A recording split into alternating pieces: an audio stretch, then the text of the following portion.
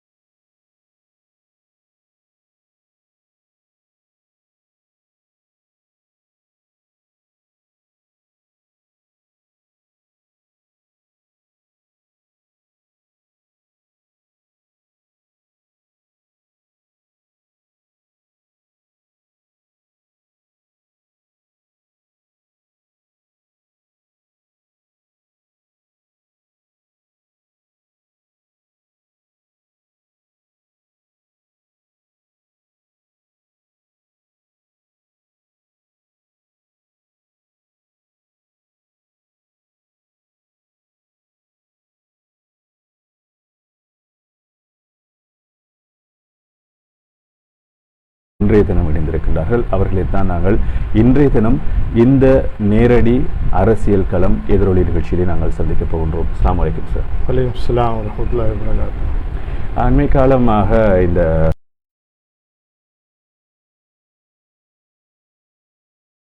அரசியல் இப்பொழுது பரவலாக பேசப்பட்டு வருகின்ற ஒரு காலம். இந்த அடிப்படையில் தான் நாங்கள் இன்றைய தினம் இந்த கேள்விகளையும் அமைக்க இருக்கிறோம் சமகால விடயங்களாக. அதிலே நிந்தூர் பிரதேசத்தில் இருக்கின்ற சில விடயங்களும் உள்வாங்கப்பட இருக்கிறது. அந்த அடிப்படையில் இப்பொழுது பேசப்படுகின்ற இந்த அரசியல், அதாவது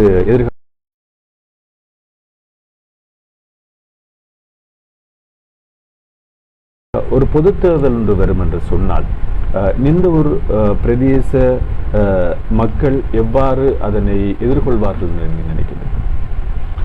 அஸ்ஸலாமு அலைக்கும். தாருசபா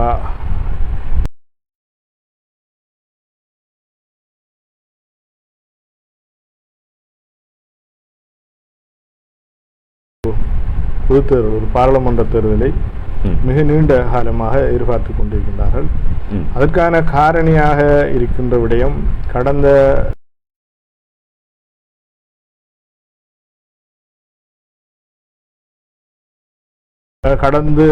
ஆட்சியிலே தற்போதும் ஆட்சி செய்து கொண்டிருக்கின்ற பாராளுமன்ற உறுப்பினர்கள் ஜனாதிபதி தேர்தல் காலங்களிலே அந்த ஜனாதிபதியை எதிர்த்து, குறிப்பாக அந்த பிரதேசத்திலே சிறுபான்மை கட்சிகள் சேர்ந்த முஸ்லீம் பாராளுமன்ற உறுப்பினர்களும் சரி மக்களிடத்திலே தங்களுடைய பரப்புரைகளை முன்வைக்கின்ற போது இந்த அரசாங்கத்துக்கு எதிராக பேசித்தான் தனது வாக்குகளை பெற்றிருந்தார்கள். அதிலே வெற்றி அடைந்தவர்கள் வெற்றி தேர்தலுடைய நிலைமை காய்வதற்கு முதல் ஈரம் காய்வதற்கு முதலே அந்த அவதூறு பேசிய அரசாங்கத்தோடு இணைந்து செயற்பட்டு வரலாறு நமக்கு தெரியும். அதே நேரம் அந்த அரசாங்கத்திலே முஸ்லீம் சமூகத்துக்கு எதிராக நடைபெற்ற பாரிய சொல்லொண்ணாத இன்னல்கள் நடைபெற்றது. குறிப்பாக எவ்வளவு பெரிய இன்னல்கள் நடந்தாலும் எமது மக்கள் பொறுத்து கொள்வார்கள். ஜனாசா எரிப்பு என்கின்ற விடயம் அது எல்லோருடைய மனதிலேயும் அது பாதிப்பை ஏற்படுத்தியது. ஜனாசா எரிப்பு என்று சொல்கின்ற விடயத்துக்கும் அப்பால் அந்த கோவிட் காலத்திலே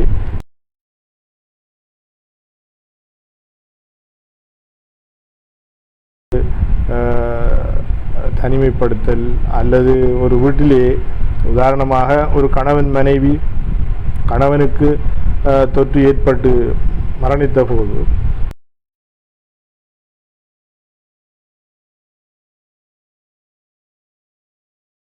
சந்தர்ப்பத்திலே உடனடியாக இழந்த கணவனுடைய ஈமக்கிரிகளை யாருமே வந்து கலந்து கொள்ள முடியாது என்கின்ற ஒரு சூழல்.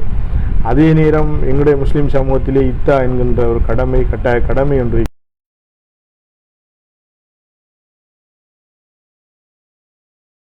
வீட்டிலே யாருமே வரக்கூடாது தனிமைப்படுத்தப்பட வேண்டும் என்ற ஒரு கட்டாயம் எல்லாம் இருந்த அந்த சூழலிலே ஒரு மனிதாபிமான ரீதியாக அந்த மனநிலையை ஒரு குடும்பம் எல்லாரும்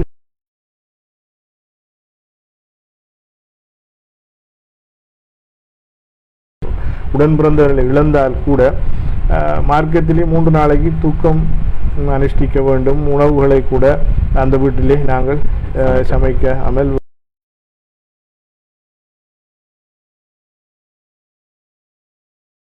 உடனடியாக அந்த ஜனாசாக்களை எரிக்க வேண்டும் என்றும் அல்லது வேறு இடங்களில் கொண்டு போய் அதை தனிமையிலே அதை நல்லடக்கம் செய்ய வேண்டும் என்ற சூழலிலே அந்த மனிதாபிமான நிலைமை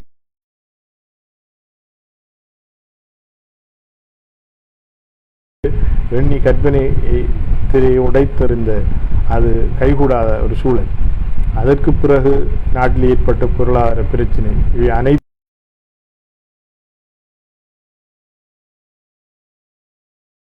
எந்த விதமான ஒரு பிரயோஜனம் கிடைக்கவில்லை. அந்த சந்தர்ப்பங்களிலே தான் மக்கள் ஒரு பொது தேர்தல் வர வேண்டும் என்று இன்றும் கூட எதிர்பார்த்து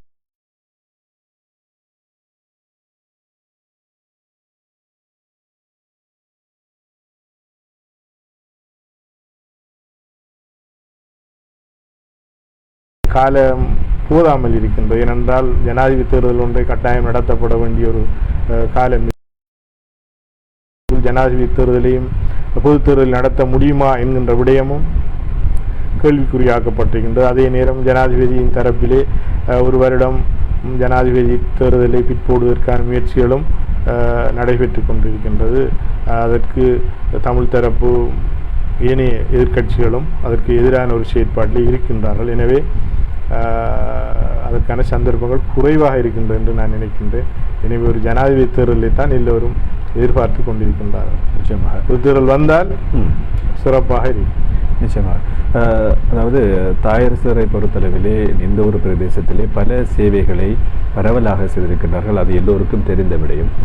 குறிப்பாக இந்த எமது நிந்தூர் பிரதேச சபை இந்த எமது அம்பாறை மாவட்டத்திலே முதலாவதாக அழகூர் அமைக்கப்பட்டு அதன் முன் வாசல்கள் கூட அழகூர் அமைக்கப்பட்டு சிறுவர்கள் விளையாடுவதற்கான பூங்காக்கள் அமைக்கப்பட்டு இவ்வாறு பல சேவைகளை தாகிர் என்ற ஒருவர் சேர்மனாக இருந்து அந்த சேவைகளை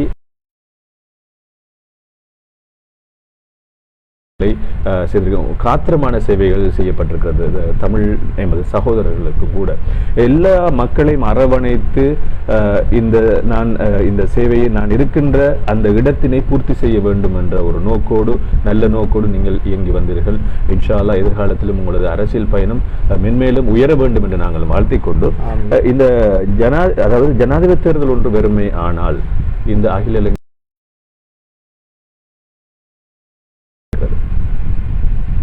இன்றைய காலகட்டத்திலே இப்போ அகில இலங்கை மக்கள் காங்கிரஸ் என்பது தனித்தலைவரை மாத்திரம் வைத்து கொண்டு முடிவெடுக்கின்ற ஒரு கட்சி அல்ல என்பதை நான் இந்த இடத்திலே தெளிவுபடுத்த விரும்புகின்றேன். ஏனென்றால் ஏனைய கட்சிகளிடத்திலே இருக்கின்ற சில பல குணாதிசயங்கள் இந்த கட்சியிலே இல்லை.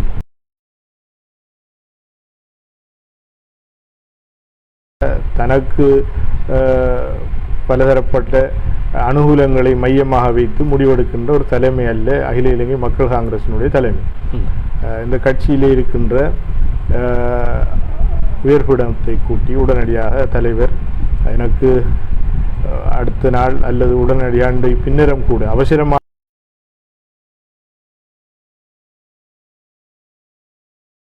ஜனாதிபதி செயலகத்திலோ அல்லது பிரதம அலுவலகத்திலோ அல்லது வேறு வெளிநாட்டு தூதரகத்திலோ என்னை சந்திப்பதற்கான அழைப்பு வந்திருக்கிறது என்று சொன்னால் கூட உடனடியாக ஒரு சூமில் மீட்டிங் ஒன்றை உடனடியாக எடுத்து எல்லோரிடத்திலையும் தங்களுடைய சார்ந்த கருத்துக்கள் கொண்டுதான் தலைவர் முடிவெடுக்கின்ற ஒரு தலைமையும் இந்த சபையும் கட்சியும் அமைந்திருக்கின்றது.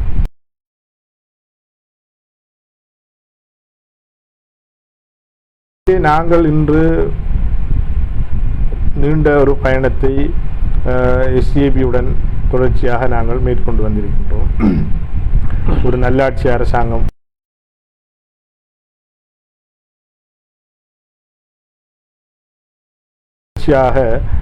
நாங்கள் அந்த கூட்டமைப்போடு இணைந்து செயற்பட்டு வந்திருக்கின்றோம். எனவே இந்த நாட்டிலே தற்போது இருக்கின்ற நிலவரத்தின்படி அதிக வெற்றி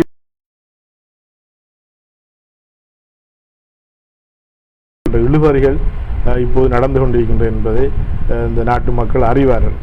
கூடுதலாக ஐக்கிய மக்கள் சக்தி என்று சொல்லப்படுகின்ற ஜேவிபி அந்த அமைப்பு அதிகமான வாக்குகள் இருக்கின்றது என்ற ஒரு பரவலான ஒரு பேச்சொன்று இருந்து கொண்டிருக்கின்றது. எனவே அதற்கு அடுத்தபடியாக தான் சஜித் பிரேமதாசா ஜனாதிபதி வேட்பாளராக இருக்கின்ற எஸ்ஏபி அணியினருக்கு வாய்ப்புகள் இருக்கின்றது என்று கூறுகின்ற அதே நேரம் நாங்கள் இரண்டையும் வைத்து பார்க்கின்ற நேரம் இப்போது இருக்கின்ற ஜனாதிபதிக்கு சந்தர்ப்பம் இல்லை என்பதை மிக திட்ட தெளிவாக கூறுகின்றார். அநேகமாக எல்லா தேர்தல் காலங்களை நாங்கள் பார்த்தால் எஸ்ஜேபி என்கின்ற அணி தொடர்ச்சியாக மக்களுக்கு நல்ல விடயங்களை கொண்டு செல்ல வேண்டும் என்ற அடிப்படையிலே சந்தர்ப்பம் கிடைக்காமல் ஜனாதிபதி இழந்து கொண்டிருக்கின்றது. அதே நேரம் ஐக்கிய மக்கள் சக்தி ஜேவிபி இனருடைய அந்த தேர்தல் நடவடிக்கைகள் அல்லது பெறுவர்களை பார்த்தோம் என்றால் கூட்டங்களுக்கு லட்சக்கணக்கான மக்கள் அணி திரள்வார்கள். தேர்தலுடைய பெறுவர்களை பார்க்கின்ற நேரம் அது ஏதோ ஒரு வகையான பயம், அந்த கட்சியிலே இருக்கக்கூடிய பயம் எல்லாரிடையும் இருந்து கொண்டிருக்கின்ற சாதாரணமான மக்களில் இருந்து பொருளாதார ரீதியாக இருக்கின்ற சமூகத்திடத்திலையும் அவர்கள் சார்ந்த சில பய உணர்வு இருக்கின்றது. எனவே அந்த தேர்தலின் முடிவுகள் அதிகமாக எஸ்ஜேபி தான் சார்பாக இருக்கக்கூடிய சந்தர்ப்பங்கள் இருக்கின்றன. எனவே நாங்கள் தொடர்ந்து பயணித்து வருகின்ற இந்த எஸ்ஜேபியுடன் தான் இந்த கட்சியினுடைய தேர்தல் முடிவுகளில் எடுக்கக்கூடிய அதிகமான சந்தர்ப்பங்கள் இருக்கின்றது.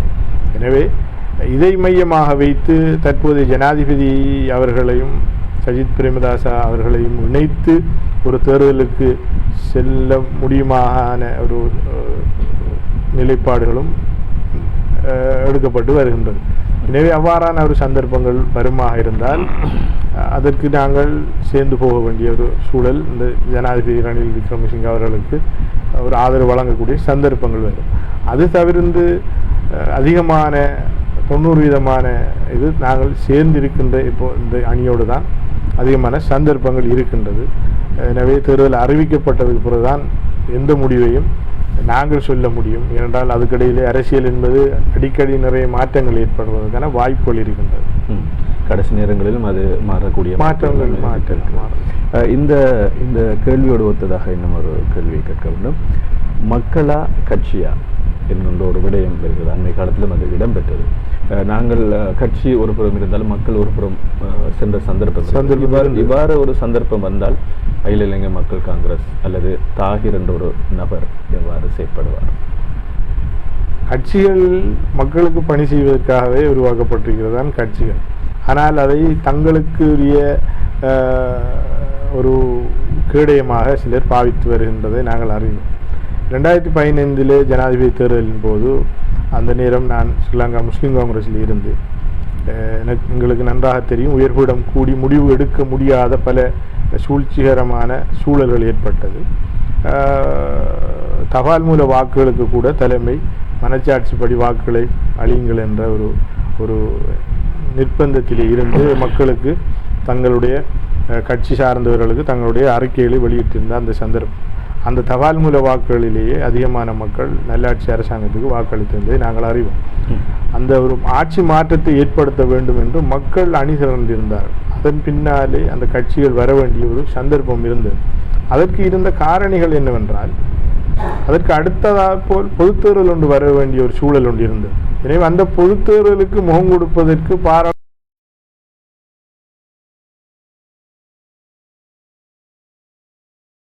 போக வேண்டிய ஒரு சந்தர்ப்பம் ஏற்பட்டிருந்தது. அதனால் தான் அவ்வாறான ஒரு முடிவுக்கு அந்த நேரம் முடிவை எடுக்க முடியாத ஒரு சூழலில் கட்சி தலைமை இருந்தது. பிறகு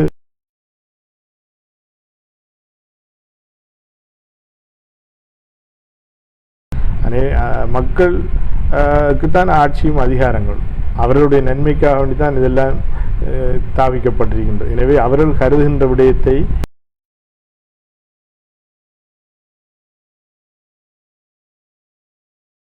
எனவே அதனுடைய நன்மை தீன்மைகளை நாங்கள் அறிந்து அது மக்கள் சந்தர்ப்பத்திலே பிழையாக போனாலும் கூட அதை வழிநடத்த வேண்டும். வழிநடத்துவதற்கு அவர்களுக்கு உரிய கருத்துக்களை தெளிவுபடுத்துவதற்கு தாங்கள் சுயநலம் இல்லாதவர்களாக இருந்தால் மாத்திரம்தான் மக்களை வழிநடத்த முடியும். தான் எல்லாம் நிச்சயமாக சந்தோஷமாக இருக்கிறது. தெளிவான கருத்துக்களை மக்களுக்கு தந்து கொண்டிருக்கிறீர்கள். பொதுத் தேர்தல் ஒன்று அறிவிக்கப்பட்டால் கௌரவ தவிசாளர் தாயிர் சார் அவர்கள் பொதுத் தேர்தலில் களம் இறங்குவார்களா என்ற ஒரு கேள்வி இருக்கிறது. இறங்க வேண்டும். கட்சியினுடைய எதிர்பார்ப்பு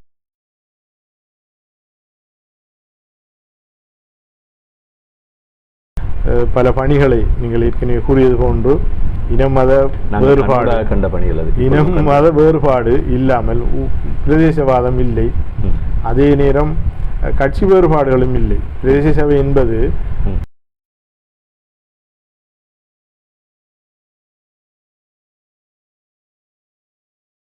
மதமாக இருந்தாலும் சரி, அதே நேரம் அவர் அந்த தவிசாளர் சார்ந்திருந்த கட்சிக்கு வாக்களித்தாரா இல்லையா என்பதெல்லாம் அவரிடத்திலே பார்க்க முடியாது. ஒரு அந்த பிரதேசவாதி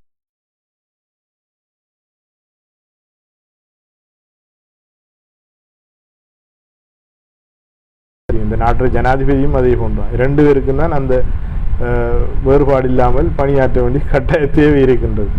எனவே நாட்டு ஜனாதிபதி 69 லட்சம் வாக்களித்த மக்களுக்கும் மாத்திரமான ஒரு ஜனாதிபதி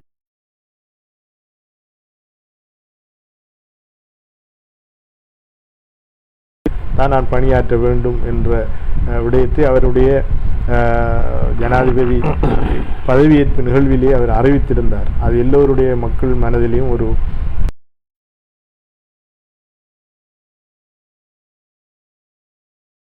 அவர் அந்த வாக்காளர்களுக்குரிய ஜனாதிபதி இல்லை. அதே போன்று தவிசாளரும் அதே போன்று அந்த பணிகளை செய்ததினால்தான் மீண்டும் 3 தடவைகள் ஒரு தவிசாளராக வருவதற்கான சந்தர்ப்பத்தை மக்களும் வழங்கியிருந்தார்கள். அதுக்கு இறைவனும் நாடி இருந்தார். எனவே அந்த காலங்களிலே மக்கள் வருகின்ற போதெல்லாம் நாணி கூடாமல் அவர்களுடைய தேவைகளை நாங்கள் செய்திருந்தோம். அதில் ஒரு திருப்தி ஒன்று இருந்தது. ஏனென்றால் பிரதேச சபை என்றால் என்ன என்பதை இந்த மக்கள் இறைவன் எனக்கு வழங்கியிருந்தான் என்று நினைக்கின்றேன். ஏனென்றால் பிரதேச சபை என்றால் அது ஏதோ ஒரு பெரிய ஒரு அரசியல்வாதிகளுடைய ஒரு அதிகார உயர்விடம் என்றும் மக்கள் அந்த இடத்துக்கு போய் தங்களுடைய கருத்துக்களை சொல்ல முடியுமா, தவிசாளர் என்பவர் சந்திக்க இயலுமா என்றெல்லாம் ஒரு சந்தேக பார்வையோடு அல்லது மன பயத்தோடு தூர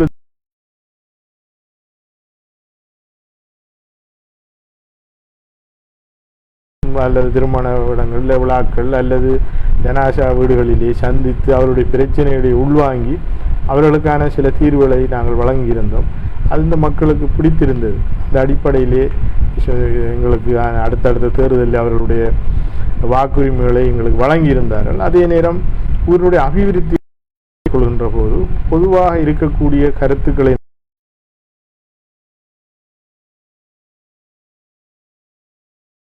அவர்களுடைய உணர்வுபூர்வமான விடயங்கள், அவர்களுடைய தேவைகள் என்ன இருக்கின்றது என்பதெல்லாம் அறிந்து அதன் பிற்பாடு அதுகளை சபையிலே நாங்கள் கொண்டு வந்து சபையினுடைய ஆலோசனைகளை பெற்று உண்மையிலேயே நீங்கள் பேசுகின்ற ஒரு சந்தோஷமாக இருக்கின்றது.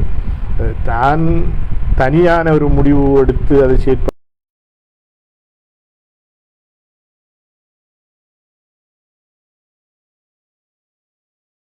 செல்கின்ற விடயங்களை ஒரு நாளும் அவர்கள் இதை நாங்கள் செய்ய முடியாது என்று மறுதளித்த வரலாறுகளே கிடையாது. தமிழ் உறுப்பினரும் இருந்திருக்கிறார்.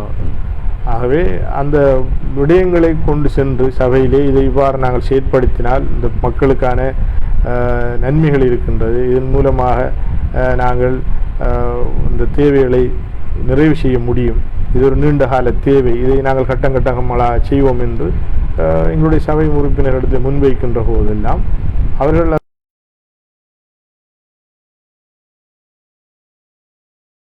கையை உயர்த்தி நாங்கள் எடுத்த வரலாறு இல்லை. இரண்டொரு விடயங்கள், அது கட்சி சார்ந்த பட்ஜெட் நடந்த நேரம் ஒரு சபையில் சில தீர்மானங்களில் மேற்கொள்ளப்பட்டது. அடுத்த காலங்களிலே அவ்வாறு இல்லாமல் தொடர்ச்சியாக கிட்டத்தட்ட அதிகமான கூட்டங்களை 2-3 கூட்டங்களை தவிர சகல கூட்டங்களையும் நடத்தி இருக்கின்றன. அந்த சபை அமர்வுகள் மிக சிறப்பாக இருக்கும். கருத்துக்களிலே வேறுபாடுகள் இருக்கும், ஒவ்வொருவரும் கருத்துக்களை முன்வைப்பார்கள், இறுதி தீர்மானம் எடுக்கின்ற போது சிறப்பான தீர்மானங்கள் எடுத்திருந்தோம். எனவே அந்த சபைகளில் இருந்த அத்தனை கௌரவ உறுப்பினர்களை நான் சந்தர்ப்பத்திலே நினைவுறுகின்றேன். உண்மையிலே அவர்களுடைய முழுமையான ஆதரவு இருந்தது. அதே நேரம் சபையில் இருந்த செயலாளர்கள், உத்தியோகத்தர்கள் இரவு பகல் பாராமல் எங்களுடைய வேலை திட்டங்களை முன்னெடுப்பதிலே, குறிப்பாக தொழில்நுட்ப உத்தியோகத்தராக இருக்கலாம் அல்லது உள்ளூராட்சி உதவி உத்தியோகத்தர்களாக இருக்கலாம், மிக திறம்படையாக எங்களுடைய வேலை திட்டங்களை பின்னால் நின்று எங்களுக்கு உதவி செய்தார். அந்த அடிப்படையிலே இது ஒரு சந்தர்ப்பமாக நான் அவர்களுக்கு நன்றிகளையும் வாழ்த்துக்களையும் நான் தெரிவிக்கிறேன். சந்தோஷமாக இருக்கிறது. இன்னும் ஒரு கேள்வி கேட்கணும். இந்த அகில இலங்கை மக்கள் காங்கிரஸுக்குள் புது முகங்கள் உள்வாங்கப்படுவது பற்றி உங்களது கருத்து? நிச்சயமாக நாங்கள் கடும் கவலையுற்றிருந்தோம். ஏனென்றால் இந்த கட்சியிலே நாங்களும் உள்வாங்கப்பட்டிருப்பது என்பது இந்த ஜனாதிபதி தேர்தல் 2019 காலப்பகுதியில் தான் அகில இலங்கை மக்கள் காங்கிரஸுக்குள்ளே நாங்கள் வந்தோம். உங்களுக்கு தெரியும், ஸ்ரீலங்கா முஸ்லீம் காங்கிரஸுடைய செயலாளர் நாயகம்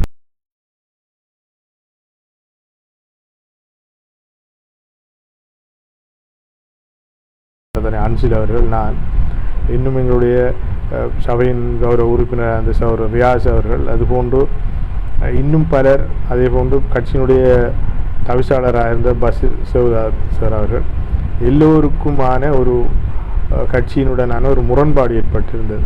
அந்த முரண்பாட்டின் அடிப்படையிலே நாங்கள் கட்சியை விட்டு கொஞ்சம் தூரமாக இருந்தோம். கட்சியிலே இருக்கக்கூடிய ஸ்ரீலங்கா முஸ்லீம் காங்கிரஸினுடைய தலைவர் அவர்களிடத்திலே பல தடவைகள் பல விடயங்கள் சம்பந்தமாக கட்சியினுடைய போக்குகள், இன்று பாராளுமன்ற உறுப்பினர்கள் அவரை ஒரு பணைய கைதியாக வைத்து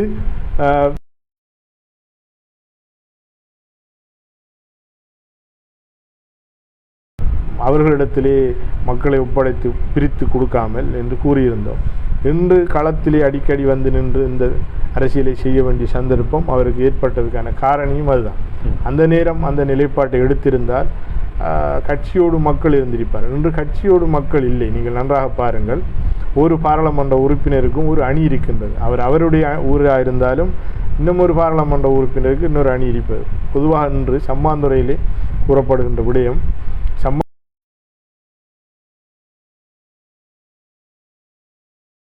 வெளி பிரதேசங்கள் இருப்பவர்களுக்கு அங்கே அளித்ததனால் அந்த இழக்கப்பட்டிருக்கின்ற சொல்வது. எனவே அங்கே ஒவ்வொரு இடத்துலையும் ஒவ்வொரு பாராளுமன்ற உறுப்பினர்களுக்கும் அணிகளை வைத்திருக்கின்றார்கள். அந்த அணிகள் மூலமாக தலைமைத்துவத்துக்கு திரட்டுகளை கொடுத்து, தலைமைத்துவம் எதை யோசிக்குது என்றால் தனக்கு பாராளுமன்ற உறுப்பினர்கள் எண்ணிக்கை என்ன என்பதை காட்டித்தான் அவர் அவருக்கான மகுடத்தை பெற்றுக்கொள்வார். எனவே யார் எந்த நிலைமைக்கு போனாலும் அதை பற்றி பிரச்சனை இல்லை. மக்களுக்கு இதில் நன்மையா தீன்மையா என்பதை விட தலைமைக்கு எண்ணிக்கையை வைத்து தான் அவருடைய நன்மைகளை அவர் அடைவார். ஆகவே யார் என்ன செய்தாலும் பிரச்சனை இல்லை என்ற அடிப்படையில் தான் அந்த கட்சியினுடைய நிலைப்பாடுகள் சென்று கொண்டிருந்தது. இதை நாங்கள் அவர்களுக்கு ஞாபகம் ஊட்டினோம். அந்த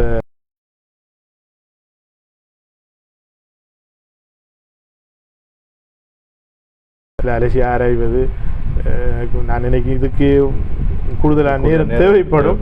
அது ஒரு படை புளித்த ஒரு விடயமாகவும் இருக்கும், அதிகமானவருக்கு தெரிந்திருக்கும். அதன் பிறகு நாங்கள் வெளியே வந்து உள்ளூராட்சி மன்ற தேர்தலில் போட்டியிடுவதற்கு அகில இலங்கை மக்கள் காங்கிரஸுடன் இணைந்து தான் நாங்கள் செயற்பட்டோம். அகில இலங்கை மக்கள் காங்கிரஸினுடைய உறுப்பினர்களாக நாங்கள் சேரவில்லை. பிறகு ஜனாதிபதி தேர்தல் வந்தபோது எங்களுக்குள்ளே, அதாவது எங்களுடைய சேர்மன் பஷீர் சார் அவர்களுக்கும் எங்களுடைய ஹசனல் சார் அவர்களும் கோத்தாபய ராஜபக்ஷ அவர்களை ஆதரிக்கக்கூடிய ஒரு முடிவை எடுத்திருந்தார்கள். அது எங்களுக்குள்ளே ஒரு பிளவை ஏற்பட்டு அதன் பிறகுதான் நாங்கள் தூரமாக இருந்தோம். இன்றும் பேசுகின்றோம், கதைக்கின்றோம். ஆனால் எங்களுடைய கொள்கை ரீதியான ஒரு பிரச்சனை ஏனென்றால் இந்த சமூகத்திலே அவ்வளவு அநியாயங்களை செய்த ஒருவருக்கு நாங்கள் எங்களுடைய ஆதரவை வழங்க முடியாது என்ற அடிப்படையில் அதன் பிறகுதான் உண்மையிலேயே நாங்கள் அகில இலங்கை மக்கள் காங்கிரஸுக்குள்ளே எங்களுடைய உறுப்புரிமை பெற்று நாங்கள் போகின்றோம். பிரதேச சபை 2 வருடங்களுக்கு பிறகு உண்மையிலே அந்த கட்சி அந்த தலைமைத்தோடு நாங்கள் பழகுகின்ற பேசுகின்ற கட்சியில் எடுக்கக்கூடிய அதற்கு பிறகுதான் கட்சியினுடைய பதவிகள் வழங்கப்பட்டு உயர்பீடங்களுக்கு நாங்கள் சென்றோம். கட்சியினுடைய உயர்பீடங்கள் நடாத்தப்படுகின்ற முறை, தலைமைத்துவத்தினுடைய முடிவெடுக்கின்ற அந்த தன்மை இவைகளெல்லாம் பார்க்கின்ற போது ஒரு அபூர்வமான ஒரு விடயமாக இருக்கின்றது. இவ்வாறெல்லாம் கட்சிகள் நடத்தப்படுகின்ற இந்த முறைமை வெளியிலே தெரியாமல் இருக்கின்றது. உங்களுக்கு தெரியும், 22ஆம் தேதி நடைபெற்ற பேராளர் மகாநாடும் கூட பேரலை எழுதி கொண்டு வந்து வாசித்தது என்ற வரலாறு பரவலாக தேசிய ரீதியாகவும் சமூக ஊடகங்களில் பேசப்படுகின்ற ஒரு விடயம். அவ்வாறு தான் உண்மையிலேயே முஸ்லீம் காங்கிரஸினுடைய எல்லா நடவடிக்கையும் இருந்தது. ஆனால் இந்த கட்சியிலே அகில இலங்கை மக்கள் காங்கிரஸிலே அவ்வாறு இல்லை. மசூரா அடிப்படையில் தலைவர் கருத்துக்களை முன்வைப்பார். இருக்கக்கூடிய கட்சியினுடைய உயர்குட உறுப்பினர்கள் தங்களுடைய கருத்துக்களை சொல்வார்கள். அதிலே நிறைய மாற்றங்கள், தலைவருடைய கருத்துக்கும் நிறைய மாற்றங்கள் கொண்டு வரப்பட்டு தீர்மானங்கள் எடுத்த வரலாறுகள் இருக்கின்றது. அவ்வாறான ஒரு கட்சியிலே இன்னும் இந்த மக்கள் வந்து சேருகின்றார்கள் என்ற கவலை தான் எங்களுக்கு இருக்கின்றதே தவிர புது புது முகங்கள் வருகின்ற போது மிகவும் சந்தோஷம் அடைகின்றோம். நாங்கள் இன்னும் நிறைய புது முகங்கள் இன்ஷா அல்லாஹ் நீங்கள் எதிர்பார்க்கின்ற ஒரு பொது தேர்தலுக்கு முன்பு இந்த கட்சியோடு வந்து இணைவார்கள். இணைவதற்கான பூர்வாங்க நடவடிக்கைகள் இந்த அம்பாறை மாவட்டத்தை பொறுத்தவரையிலே செய்திருக்கின்றோம். அதே போன்று வெளி மாவட்டங்களிலேயும் நிறைய பேர் இந்த கட்சியோடு வருவதற்கான பூர்வாங்க நடவடிக்கைகள் மேற்கொள்ளப்பட்டிருக்கின்றது. குறிப்பாக கண்டி, அனுராதபுரம், களுத்துறை, கொழும்பு, திருவண்ணாமலை, மட்டக்களப்புகள் எல்லாம் நாங்கள் ஒழுங்கு அமைக்கப்பட்டிருக்கின்றது. அம்பாறையிலே இன்னும் எதிர்பார்க்காத பல புதுமுகங்கள், குறிப்பாக பல கட்சிகளிலே மிக மிக முக்கியமான பதவிகளில் இருக்கக்கூடியவர்களும் எங்களுடன் இணைவதற்கு எல்லா வேலைகளும் நடைபெற்று முடிந்திருக்கின்றது. எனவே இந்த காலகட்டத்திலே அவர்களை நாங்கள் உள்வாங்குவது அரசியல் ரீதியாக அவர்களுக்கும் ஒரு அடையாளத்தை கொண்டு வர மாட்டாது. எனவே தேர்தல் காலங்களிலே இன்ஷா அல்லாஹ் அந்த வியூகங்களை நாங்கள் வகுத்திருக்கின்றோம் நிச்சயமாக. ஏனென்றால் அரசியல் என்பது எதிர் அணிகளையும் நாங்கள் சமாளித்து எங்களுடைய வியூகங்களை நாங்கள் அடைவுகளை பெற வேண்டும். எனவே இப்போது நாங்கள் அவர்களை உள்வாங்கினால் அந்த இடத்துக்கு அவர்கள் பதிலீடுகளை செய்து விடுவார்கள். எனவே திடீரென்று நாங்கள் சில ஏற்பாடுகளை செய்ய இருக்கின்றோம். புது முகங்களை நாங்கள் வரவேற்கின்றோம். இன்ஷா அல்லாஹ் அவர்கள் இப்போதாவது இந்த கட்சியையும் தலைமையையும் ஏற்றுக்கொண்டிருக்கின்றார்கள் என்கின்ற பெரிய ஒரு சந்தோஷம் எங்களிடத்திலே இருக்கின்றது. எதிர்காலங்களிலே எல்லாருக்குமான பல பல பதவிகள் எல்லா கட்சிகளில் இருக்கின்றவர்களும் மிக உற்சாகமாக வந்து இணைந்திருக்கின்றார். சாதாரணமான மக்களும் கூட அண்மையில் எங்களுடைய உமாயூன் அவர்கள், முஸ்லீம் முஸ்தபா அவர்கள் இணைந்திருக்கின்றார். அவர் எந்த விதமான ஒரு டிமாண்டும் எங்களிடத்திலே கூறவில்லை. தலைவரோடு அவர் பேசியிருக்கின்றார். எங்களோடும் அவருடைய தந்தை பாராளுமன்ற உறுப்பினராக இருந்தபோது நான் தவிசாளராக இருந்திருக்கின்றேன். நிறைய தடவைகள் பேசியிருக்கின்றேன். மிக தைரியமான ஒருவர். தோளில் அடித்து சொல்வார், நாங்கள் யாருக்கும் பயப்படுத்தவில்லை, தைரியமாக நம்முடைய விடயத்தை முன் கொண்டு போக வேண்டும் என்று சந்திக்கிற நேரமெல்லாம் சொல்லுவார். சூரம் போகக்கூடாது அப்படின்னு சொல்லுவார். இன்னும் சில விடயங்களை சொல்லுவார். இந்த இடத்திலே நான் ஏனென்றால் சில கட்சிகளுடைய தலைவர்களையும் கட்சிகளுடைய செயற்பாடுகளையும் பற்றி என்னுடைய பேசி இருக்கின்றார். அதே போன்ற ஒரு அரசியல் ஒரு பின்னணியில் இருந்துதான் எங்களுடைய முஸ்லிம் முஸ்தபா அவர்கள் வந்திருக்கின்றார்கள். எனவே இன்ஷா அல்லாஹ் அவரை முன்னிலைப்படுத்தி இந்த மாவட்டத்தில் நாங்கள் அரசியலை கொண்டு செல்வதற்கான பூர்வாங்க நடவடிக்கைகள் மேற்கொள்ளப்பட்டிருக்கின்றோம் இன்ஷா அல்லாஹ். அதுபோல் நாங்கள் அந்த பிரதேச சபை தொடர்பான அந்த கேள்விகளுக்குள்ளே இன்னும் ஒரு கேள்வியை நான் உள்வாங்க நினைக்கிறேன். குறிப்பாக இந்த நமது ஜும்மா பள்ளிவாசல் அமைந்திருக்கின்ற அந்த பகுதியில் ஒரு காம்ப்ளெக்ஸ் வருவதாக இருந்ததாக நாங்கள் அறிந்திருந்தோம். அதனுடைய கட்டுமான பணிகள் தொடராமலே அது ஏற்படுத்தப்படாமலே அது நிறுத்தப்பட்டிருக்கிறதா, இல்லை அது கட்டுமான பணிகள் இடம்பெறுமா, அதற்கு என்ன நடந்தது என்பது பற்றி மக்களுக்கு தெரியாமல் இருக்கிறது. மக்களும் காத்திரமான உங்களது கேள்விகளையும் இந்த கமெண்ட்ஸில் பதிவு செய்யுங்கள், அதையும் கேட்கிறது தயாராக இருக்கணும். சொல்லுங்கள், அது பற்றி சொல்லலாம். இது பெரிய சபைகள் கடந்த சபையினுடைய காலத்திலே எல்லா உள்ளூராட்சி மன்றங்களுக்குமான உள்ளூராட்சிகளை மேம்படுத்துவதற்கான ஒரு அபிவிருத்தி திட்டத்தை UNDP நிறுவனம் உள்ளூராட்சி மாகாண சபை அமைச்சர்களோடு இணைந்து உலக வங்கியினுடைய அனுசரணையின் மூலம் கொண்டு வரப்பட்டது. ஒரு வருடமும் பிரதேச சபைகளினுடைய பெர்ஃபார்மன்ஸ்கள் அடிப்படையில் 72 வகையான கொய்ஷனையாரல் வைத்திருப்பார்கள். அதுகளை நாங்கள் நடைமுறைப்படுத்துகின்றோமா, எவ்வாறு அதனை செயற்படுத்துகின்றோம், மக்களுக்கு அதன் மூலமாக கிடைக்கப்பட்ட பலன்கள் என்பது சம்பந்தமாக ஒரு போட்டி காம்படிஷன் ஒன்று ஏற்படுத்தப்பட்டிருந்துச்சு. அதில் 2022ஆம் வருடம் எங்களுக்கு மாவட்ட ரீதியிலே 1ஆம் இடமும் மாகாண ரீதியிலே 2ஆம் இடமும் கிடைக்கப்பட்டது. அதற்காக $1,00,000 எங்களுக்கு சன்மானமாக கிடைக்கப்பட்டது. அது கிட்டத்தட்ட 3,60,00,000 ரூபாய் நிதியாக இருந்தது. சபையிலே நாங்கள் இந்த நிதியை எங்களுக்கான ஒரு சந்தோஷமான ஒரு நிதி தானே அது. அதை ஒரு அடையாளமாக சபையிலேயே 13 உறுப்பினர்கள் இருந்தார்கள். அகில இலங்கை மக்கள் காங்கிரஸ் சார்பாக 6 உறுப்பினர்கள், ஸ்ரீலங்கா முஸ்லீம் காங்கிரஸினுடைய 6 உறுப்பினர்கள், அதே போன்று ஸ்ரீலங்கா சுதந்திர கட்சியினுடைய உறுப்பினர் ஒருவர், அவர் எங்களுடைய வைஸ் சேர்மன். அப்போ 13 பேரும் சேர்ந்து இந்த நிதியை நாங்கள் ஒரு பிரயோஜனமான ஒரு வேலை திட்டத்துக்கு பயன்படுத்த வேண்டும் என்ற அடிப்படையிலேயும் பொது அமைப்புகள் உண்மையிலேயே சபைக்கு ஆலோசனைகளை வழங்குகின்ற சமூக சேவை அமைப்புகள் இருக்கின்றது. அதை நாங்கள் அழைத்து ஊரில் இருக்கக்கூடிய சபைக்கு ஆலோசனை என்று 4 குழுக்கள் இருக்கின்றது. அவர்களையும் நாங்கள் அழைத்து அது எவ்வாறு என்ன பயன்படுத்துவோம் என்ற அடிப்படையில் இந்த நிதிகளை நாங்கள் எங்களுடைய பழைய பிரதேச சபை இருந்த இடத்திலே உங்களுக்கு தெரியும், இந்த நாட்டிலே ஏற்பட்ட ஈஸ்டர் குண்டு தாக்குதல் பின்னரான நாட்டினுடைய பாதுகாப்பு சூழலினை கருதி அடுத்த வாரமே ஆமி எங்களுடைய இடத்தை அவர்களாகவே அபகரித்து அந்த இடத்திலே ஒரு சிறிய ஒரு கேம்ப் ஒன்றை அமைத்து ஓரிரு வார காலங்களுக்கு நாட்டினுடைய இந்த சூழல் முடிவடைந்தவுடன் நாங்கள் சென்று விடுவோம் என்ற அடிப்படையிலே அங்கே உட்கார்ந்து விட்டார்கள். நாங்கள் இந்த இடம் பொருத்தமல்ல என்பது சம்பந்தமாக இந்த ஒரு ஜும்மா பள்ளி வாசலிலே பல கூட்டங்களை இந்த பிராந்தியத்தில் இருக்கின்ற ஆர்மி மேஜர் அதையும் விட மேலான பதவி நிலையில் இருப்பவர்களோடு இணைந்து நாங்கள் பெரிய செயலாளர் பெரிய சபை ஜும்மா பள்ளி வாசல் ஊரில் இல்லை முக்கியமானவர்களோடு இணைந்து பேசிய போது அவர்கள் ஓரிரு மாதங்கள் மாத்திரம் இடத்துல இருப்பதற்கு எங்களுக்கு இருப்பதற்கு அனுமதி சாருங்கள் என்று இல்லை, நாங்கள் இருந்து விட்டு நாங்கள் சென்று விடுவோம், அதை நீங்கள் யாரும் தடுத்து விட முடியாது, உங்களுக்கு அந்த அதிகாரமும் இல்லை என்று கூறிவிட்டு அவர் சென்று விட்டார். அது கிட்டத்தட்ட 4 வருடங்களை தாண்டி அந்த இடத்தில் இருந்து அவர்கள் எழும்ப முடியாத ஒரு சூழல் ஒன்று ஏற்பட்டிருந்தது. அண்மையிலேயே இந்த நாட்டினுடைய ஆட்சி மாற்றங்கள் நடைபெற்ற போது எங்களுக்கு அது ஒரு சாதகமான ஒரு சூழல் ஒன்று ஏற்பட்டதன் அடிப்படையிலே இந்த திட்டத்தை நாங்கள் இந்த இடத்திலே கொண்டு வருவதன் மூலம் இந்த இடத்திலே ஒரு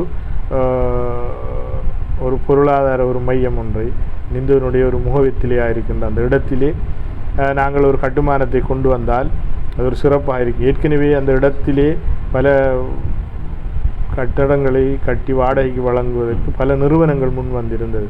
குறிப்பாக சில தனியார் பல்கலைக்கழகங்கள் அந்த இடத்திலே, ஏனென்றால் தென்கிழக்கு பல்கலைக்கழகத்தை சார்ந்து அது மட்டக்களப்பு அதே போன்று சம்மாந்தூரில் இருக்கின்ற சயின்ஸ் பேக்கள் இதுகளை சார்ந்து இருப்பவர்கள் கூட இந்த இடம் இந்த பொதுவான ஒரு மையம், இந்த இடத்திலே ஒரு கட்டடத்தை கட்டி தந்தால் நாங்கள் கூடுதலான வாடகை தருவோம் என்றெல்லாம் கூறிய சந்தர்ப்பங்கள் இருந்தது. எனவே நாங்கள் அதை மையமாக வைத்தும் அல்லது கடை தொகுதிகளை நாங்கள் நிறுவினால் வியாபாரத்திலே பயனடையக்கூடியவர்களுக்கு பிரயோஜனமாக இருக்கும் என்ற அடிப்படையிலும் நாங்கள் அதை சபை மூலமாக செய்வதற்காக ஆயத்தங்கள் செய்கின்ற போது தான் இந்த நிதி எங்களுக்கு கிடைத்தது. ஆகவே சபையில் இந்த அத்தனை உறுப்பினர்கள் ஏகோபித்த ஆதரவோடு இதை கட்டுவதற்கான எல்லா பூர்வாங்க நடவடிக்கைகளையும் மேற்கொண்டு இதனுடைய டிசைன்கள் எல்லாம் செய்து நாங்கள் ஒழுங்குபடுத்தி இருந்தோம். குறிப்பாக அந்த டிசைனை செய்கிறதுல நாங்கள் திரையில் பார்க்கலாம். அதனுடைய ஒரு ஆர்கிடெக்டர் மூலமாக நாங்கள் இந்த விடயத்தை நாங்கள் கூறி ஒரு அழகான ஒரு டிசைனை செய்ய வேண்டும் என்று நிந்தூரை சேர்ந்த ஒரு டிராஸ்மேன் ஒரு இன்ஜினியர் ஒரு மிஸ்டர் ஆதம்பாவா என்று அவரை அழைத்து வந்து தான் இந்த டிசைனை நாங்கள் விட்டோம். அவர் எந்த விதமான நிந்தூருக்காக எனது கல்வியின் மூலமான ஒரு அடையாளமாக இருக்க வேண்டும் என்று ஃப்ரீயாக இதை செய்து தந்தார். ஃப்ரீயாகவே தான் முன் வந்து நான் இதை செய்து தருகின்றேன் என்று எந்த ஒரு ரூபாவும் கூட எங்களிடத்திலே கூறாமல் அந்த டிசைனை அவர் செய்து தந்தார். அந்த இடத்திலே நான் அவருக்கு நன்றி கூற கடமைப்பட்டிருக்கின்றேன். எனவே இந்த டிசைன் எல்லாம் செய்து ஆமியை அகற்றுவதற்கான நடவடிக்கை எடுத்து கொண்டிருந்த சந்தர்ப்பத்திலே தான் அந்த இடத்திலே அந்த கட்டடத்துக்கான அத்தனை வேலை திட்டங்களையும் முடித்து கொண்டிருந்த நேரம் பிரதேச சபையினுடைய ஆட்சி காலம் கடந்த 2023 மார்ச்சோடு முடிவு நிறைவேற்றி விட்டது. மே காலப்பகுதியிலே தான் ஆமி அந்த இடத்திலிருந்து எழும்பினார்கள். அதற்கு பிறகு சபையினுடைய செயலாளர் மூலம் இந்த நடவடிக்கைகளை முன்னெடுத்திருந்தார்கள். அதற்கிடையிலே அரசியல் ரீதியான ஒரு காழ்ப்புணர்ச்சி என்று நினைக்கின்றேன். அந்த கட்டடம் அந்த இடத்திலே கட்ட தேவையில்லை என்று இந்துவில் இருக்கின்ற பாராளுமன்ற உறுப்பினர் ஃபைசல் காசிம் அவர்கள் நேரடியாக பிரதேச செயலாளரையும் அணுகி பிரதேச செயலாளர் அதே போன்று எங்களுடைய பிரதேச சபை செயலாளர் எங்களுடைய அம்பாறை மாவட்ட ஆணையாளர் இவர்களுக்கெல்லாம் எழுத்து மூலமான அறிவித்தலை வழங்கியிருந்தால் இந்த கட்டடத்தை இடத்துல கட்ட வேண்டிய ஒரு தேவை இல்லை என்று அந்த ஆவணங்கள் எங்களிடத்தில் இருக்கின்றது. அதே போன்று உள்ளூராட்சி ஆணையாளர் திருவண்ணாமலை, அதே போன்று அமைச்சினுடைய செயலாளர்கள், எங்களுடைய பிரதம அமைச்சர் தான் உள்ளூராட்சி மாகாண சபையினுடைய அமைச்சராக இருக்கின்றார். அவருக்கும் கூட எழுத்து மூலம் நான் ஒரு பாராளுமன்ற உறுப்பினராக இருக்கின்றேன், என்னிடத்திலேயே பொதுமக்கள் அந்த இடத்துல கட்டடம் கட்டக்கூடாது என்று முறையிட்டிருக்கின்றார்கள் என்றெல்லாம் எழுத்து மூலம் அறிவித்தல் செய்திருந்தார். அதை அமைச்சு அதனுடைய கிளைகள் மூலம் திருவண்ணாமலை அம்பாறை அந்த ப்ராஜெக்ட் டைரக்டர் ஊடாக இந்த இடத்தை வந்து ஆராய்ந்த அடிப்படையில் இது எல்லோருடைய அனுமதியின் பேரில் தான் கட்டுவதற்கான ஏற்பாடு செய்யப்பட்டிருக்கின்றது என்றும் அதன் பிறகு இந்த கட்டுமானம் நான் நினைக்கின்றேன் ஓப்பன் டெண்டர் பண்ணப்பட்டு 3 கட்டங்களாக டெண்டர் கோரப்பட்டு முதலாவது கட்டம் பூர்த்தி செய்யப்பட்டிருக்கின்றது. 2வது கட்டத்துக்குரிய நடவடிக்கை இப்பொழுது செய்யப்பட்டு கொண்டிருக்கின்றது. உண்மையிலேயே அந்த இடத்திலே அந்த கட்டடம் வருமாக இருந்தால் இந்த ஊருக்கு ஒரு அழகான ஒரு முன்மாதிரியாகவும் ஏனைய ஊரில் இருக்கக்கூடிய அரசியல்வாதிகளுக்கும் அந்த மக்கள் இவ்வாறான கட்டடங்களை ஏன் இந்த பிரதேசங்களிலையும் உங்களால் கட்ட முடியவில்லை என்ற கேள்விகளை முன்வைப்பதற்கான சந்தர்ப்பமாக அமையும் என்று நாங்கள் கருதுகின்றோம். ஏனென்றால் ஒரு பிரதேச சபையினால் இவ்வாறான செயற்திட்டங்களை முன்னெடுக்க முடியுமாக இருந்தால் உண்மையிலேயே நான் இந்த சமூகம் சார்பாக நான் கவலை அடைகின்றேன். பல நிரந்தரமான வேலை திட்டங்கள் இருக்கின்ற சந்தர்ப்பங்களில் இந்த பாராளுமன்ற உறுப்பினர்கள் எல்லாம் வெறும் வீதிகளை மாத்திரம் செய்வதற்கு இந்த நிதிகளை கொண்டு வந்து வீதிகளை போட்டு கொண்டிருக்கின்றார்கள் என்பது இதில் உள்ள என்ன என்பது இந்த பொதுமக்கள் இன்னும் அறிந்து கொள்கின்றார்களா இல்லையா என்று தெரியவில்லை. உண்மையிலேயே இந்த நிதிகளையும் கூட இதுக்கும் மேலதிகமான நிதிகளும் எங்கள் உள்ளூராட்சி மன்றங்களுக்கு எனக்கு கிடைத்திருந்தது. அந்த நேரமெல்லாம் எங்களுடைய பிரதேச சபையில் இருக்கிற உறுப்பினர்கள் சொல்லுவார்கள் எங்களுடைய வட்டார ரீதியான இப்போ தேர்தல் இருக்கின்றதனால் எங்களுடைய வட்டாரத்துக்கு ஒரு அதில் 20 லட்சம் ரூபா காசு தாங்கள் நாங்கள் ஒரு ரோட்டை போட போகிறோம். நான் அவரிடத்துலேயே சொன்னேன் என்னென்றால் வீதிகளை போடுவதுக்கு தான் இந்த ஊர்லேயே அதுக்குண்டு ஒரு எம்பி இருக்கார், அவர் செய்வார் அந்த வேலையை. நம்ம அதுகளை விட்டு போட்டு சதக்கத்துல் ஜாரியா நிரந்தரமான சில வேலை திட்டங்கள் இருக்கின்ற அதுகளை நாங்கள் செய்வோம் என்ற அடிப்படையில் நாங்கள் ஒரு பிரைமரி ஒரு மொண்டசூரி ஸ்கூல் உண்டு பாடசாலை உண்டு எங்களுடைய பிரதேசபையினுடைய காணியிலே நாங்கள் கட்டி சிறப்பாக ஆரம்பித்து வைத்தோம். 2022 2ஆம் மாதம் இனி நான் நினைக்கின்ற ஆரம்பித்து வைக்கப்பட்டது. ஏன்னா அந்த கோவிட் பிரச்சனையால் அது கொஞ்சம் இழுபறியாக அந்த பிரச்சனை போயிட்டு, இல்லைண்டா அது இன்னும் நேரத்தில் கட்டி முடித்திருக்கலாம். கல்வியிலே நாங்கள் எங்களுடைய அரசியல்வாதிகள் யாராக இருந்தாலும் அதை நாங்கள் அதுக்கான அடித்தளத்தை நாங்கள் செய்ய வேண்டிய தேவைப்பாடு இருக்கின்றது. இப்போதெல்லாம் பாடசாலைகளுக்கு உள்வீதிகள் போடுகின்ற ஒரு திட்டத்தையும் பாராளுமன்ற உறுப்பினர் கொண்டு வந்திருக்காங்க. பாடசாலைகளுக்கு உள்வீதிகளாம். அங்கே வேறு யாரும் ஒரு அபிவிருத்தி திட்டத்தை கொண்டு போனால் கதிரை இல்லை, மேசை இல்லை, கட்டடம் இல்லை என்று கூச்சலிடுகின்றார்கள். ஆனால் அவர்கள் உள்ளக வீதிகள் அமைப்பது. நான் குறிப்பாக அவர்களுடைய அரசியலை ஒரு கேள்விக்கு உட்படுத்துகின்றேன். இங்கே இருக்கின்ற பாராளுமன்ற உறுப்பினர்கள் மார்பு தட்டி சொல்ல வேண்டும், எனது பாராளுமன்றம் 20 வருட பிரதிநிதித்துவம், 15 வருடம் இல்லை 10 வருடம் இல்லை 5 வருடம் என்றெல்லாம் மார்பு தட்டுகின்றவர்கள் தன்னால் 5 பேர் ஒரு என்ஜினியராக பல்கலைக்கழகம் சென்றிருக்கின்றார்கள், அல்லது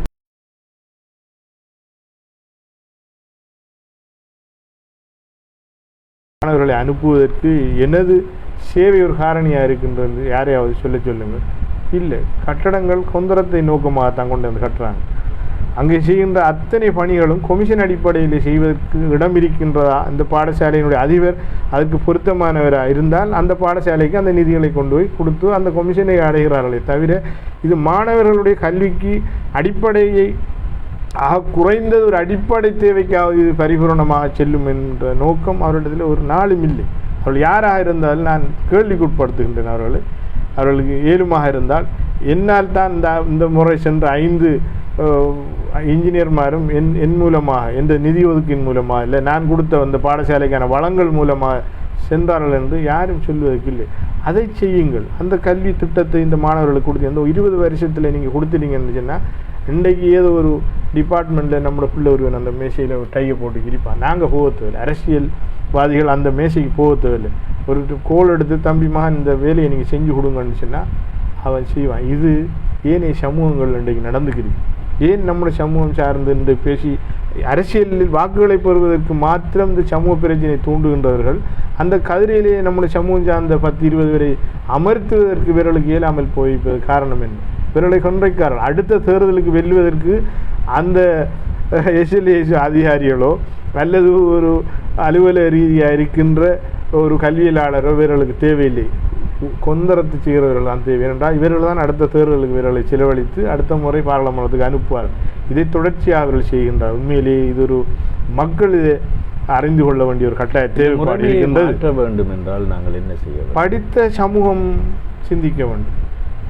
படித்தவர்களையும் நான் இன்று நொந்து கொள்கின்றேன். அவர்களும் இன்று என்ன செய்கின்றார்கள்? இன்றைய தினம் HND கிழக்கு மாகாணத்தினுடைய ஆங்கில ஆசிரியர் நியமனம் இன்று எல்லோரும் எங்கு நிற்கின்றார்கள்? படித்து விட்டு அரசியல்வாதிகள் பின்னால் நிற்கின்றார்கள். ஏன்? தனக்கு சாதகமான லாபகமான ஒரு பாடசாலையில் தனது அப்பாயின்மெண்ட்டை எடுத்துக்கொள்ள வேண்டும் என்று கருதுகின்ற படித்தவர்களினால்தான் இந்த அரசியல்வாதிகள் இன்றைக்கு இவ்வளவு நம்பிக்கையோடு இருக்கின்றார்கள். அடுத்த முறையும் இவர்கள் போன்ற படித்த மடையர்களை வைத்து நாங்கள், ஏனென்றால் இவர் அந்த ஸ்கூலுக்கு நான் தானே போட்டு கொடுத்தேன். அப்போ அவரும் அவர் சார்ந்த குடும்பமும் எனக்கு தான் ஓட்டு போடும். நான் என்ன கட்சியோ என்ன இனமோ என்ன மொழியோ ஏதோ நான் பாராளுமன்றத்தில் இந்த சமூகத்துக்காக வேண்டி பேசுகிறேன்னா, கதைக்கிறேன்னா, சாப்பிட்றேன்னா, தூங்குறேன்னா எதுவும் கவலை இல்லை. நான் அந்த ட்ரான்ஸ்ஃபரை செஞ்சு கொடுத்துருக்கேன். அல்லது அவருக்கு புல்மோட்டைக்கு வந்ததை நான் கொண்டு வந்து சாய்ந்தமருக்கு கொடுத்திருக்கேன், அல்லது நிந்தூருக்கு கொடுத்திருக்கேன், அல்லது குறைஞ்ச சம்மாந்துறைக்கு கொடுத்திருக்கேன். எனவே அவரோட குடும்பம் எல்லாம் அவர் ஒரு 75 வாக்குகளை தருவார். அதுவும் சும்மாவும் இல்லை, ஏதோ 50-75 ரூபா அவர் சார்ந்த சில பிரதிநிதிகள் அந்த கையூட்டர்களையும் வாங்கித்தான் இதை செய்து கொடுக்கின்றார்கள். எனவே நாங்கள் ஒரு தொழிலை பெறுகின்ற நேரம் படித்த இந்த சமூகம் நாட்டில் எல்லா எங்கே போனாலும் நான் போய் வேலை செய்வேன் என்று தான் நாங்கள் ஏற்றுக்கொள்கின்றோம். எங்களோட காலத்திலையும் அதுக்கு முந்தின காலங்களிலும் இருந்த ஆசிரியர்கள் கூட, நான் அறிந்த எனது நிறைய உறவினர்கள் எல்லாம் காலியிலே நாங்கள் ஒரு எங்களுடைய நண்பர்களுடைய வீட்டுக்கு போயிருந்தோம். நிந்தூரை சேர்ந்த ஒரு ஆசிரியரை அவர் நினைவுபடுத்தினார். கிட்டத்தட்ட 15 வருட காலம் அந்த ஊரில் கல்வி கற்றுக் கொடுத்திருக்கின்றார். அவரை அங்கே இருந்த அத்தனை உள்ளங்களும் பெருமை பாராட்டினார். நிந்தூர்னு சொன்ன உடனேயோ இன்னார தெரியுமா, அவர் எங்களுக்கு இப்படி இருந்தால் அவர் பற்றி அவ்வாறு அவ்வளவு நீண்ட தூரத்துக்கு போய் கல்வி புலனறுவை போன்ற இடம், மதவாச்சி, அதே போன்று கெக்ராவை, இப்போ வாரான நமது நாட்டில் இருக்கின்ற முஸ்லீம் பிரதேசங்களில் தூர இடங்களில் மாத்தரை, கண்டி, குருணா, லக்குருணா இப்படியான இடங்கள் எல்லாம் மாவனல்லியில் எத்தனையோ டீச்சர்ஸ் மாதிரி இருந்தீங்க. கிட்டத்தில் நான் நினைக்கின்றேன் எங்களுடைய ஊரை சேர்ந்த ஒரு ஆசிரியர் ரிட்டையர் ஆகி வந்திருக்கார், வேறு வேலையில் போய் படித்து கல்வியை பயிற்று கொடுத்து விட்டு. இவர்கள் எல்லாம் ஒரு நல்ல நோக்கத்தோடு தான் அங்கே போய் அந்த மக்களும் அந்த சமூகமும் இந்த கல்வியை பெற வேண்டும் என்று விரும்புகின்றார். ஆனால் நாங்கள் அப்பாயின்மெண்ட் எடுத்த உடனேயோ அடுத்த நாள் எங்களோட வீட்டில் இருக்கிற அம்மாவுக்கு இடுப்பு வருத்தம் வந்துடும், பாப்பாவுக்கும் வெளியில் போயில வருத்தம் வந்துடும். ஆகவே உடனடியாக நாங்கள் கடிதத்தை எழுதுவோம், அம்மாவுக்கு இடுப்பு வருத்தம், பாப்பாவுக்கு வெளியிறங்கல, நான் தான் இந்த 2 பேரையும் பார்க்க வேணுமோ. ஆகவே எனக்கு இந்த வீட்டுக்கு பக்கத்தில் இருக்கிற காணிக்குள்ளே ஒரு பாடசாலையை கட்டி அதுக்குள்ளே எனக்கு அப்பாயின்மெண்ட்டை தாங்க என்கிற மனநிலையில் நாங்கள் இருக்கும் வரைக்கும் இந்த அரசியல்வாதிகள் இல்லை தவறுகள் எங்கள் அத்தனை பேரையும் சூழ்ந்தான் இருக்கும். மகசரில் நாங்கள் எல்லாருக்கும் பதில் சொல்ல வேண்டிய கடமைப்பாடு எங்களுக்கு இருக்கு. இறை நம்பிக்கை, இறைவன் பார்த்து கொண்டிருக்கின்றான் என்ற எண்ணம் வாக்களிக்கின்ற மக்களுக்கு இருக்க வேண்டும். ஆறு சரி பிள்ளை என்கிறதையும் நாங்கள் பார்க்க வேண்டும். அதே போல அந்த வாக்குகளை பெறுகின்றவர் ஒரு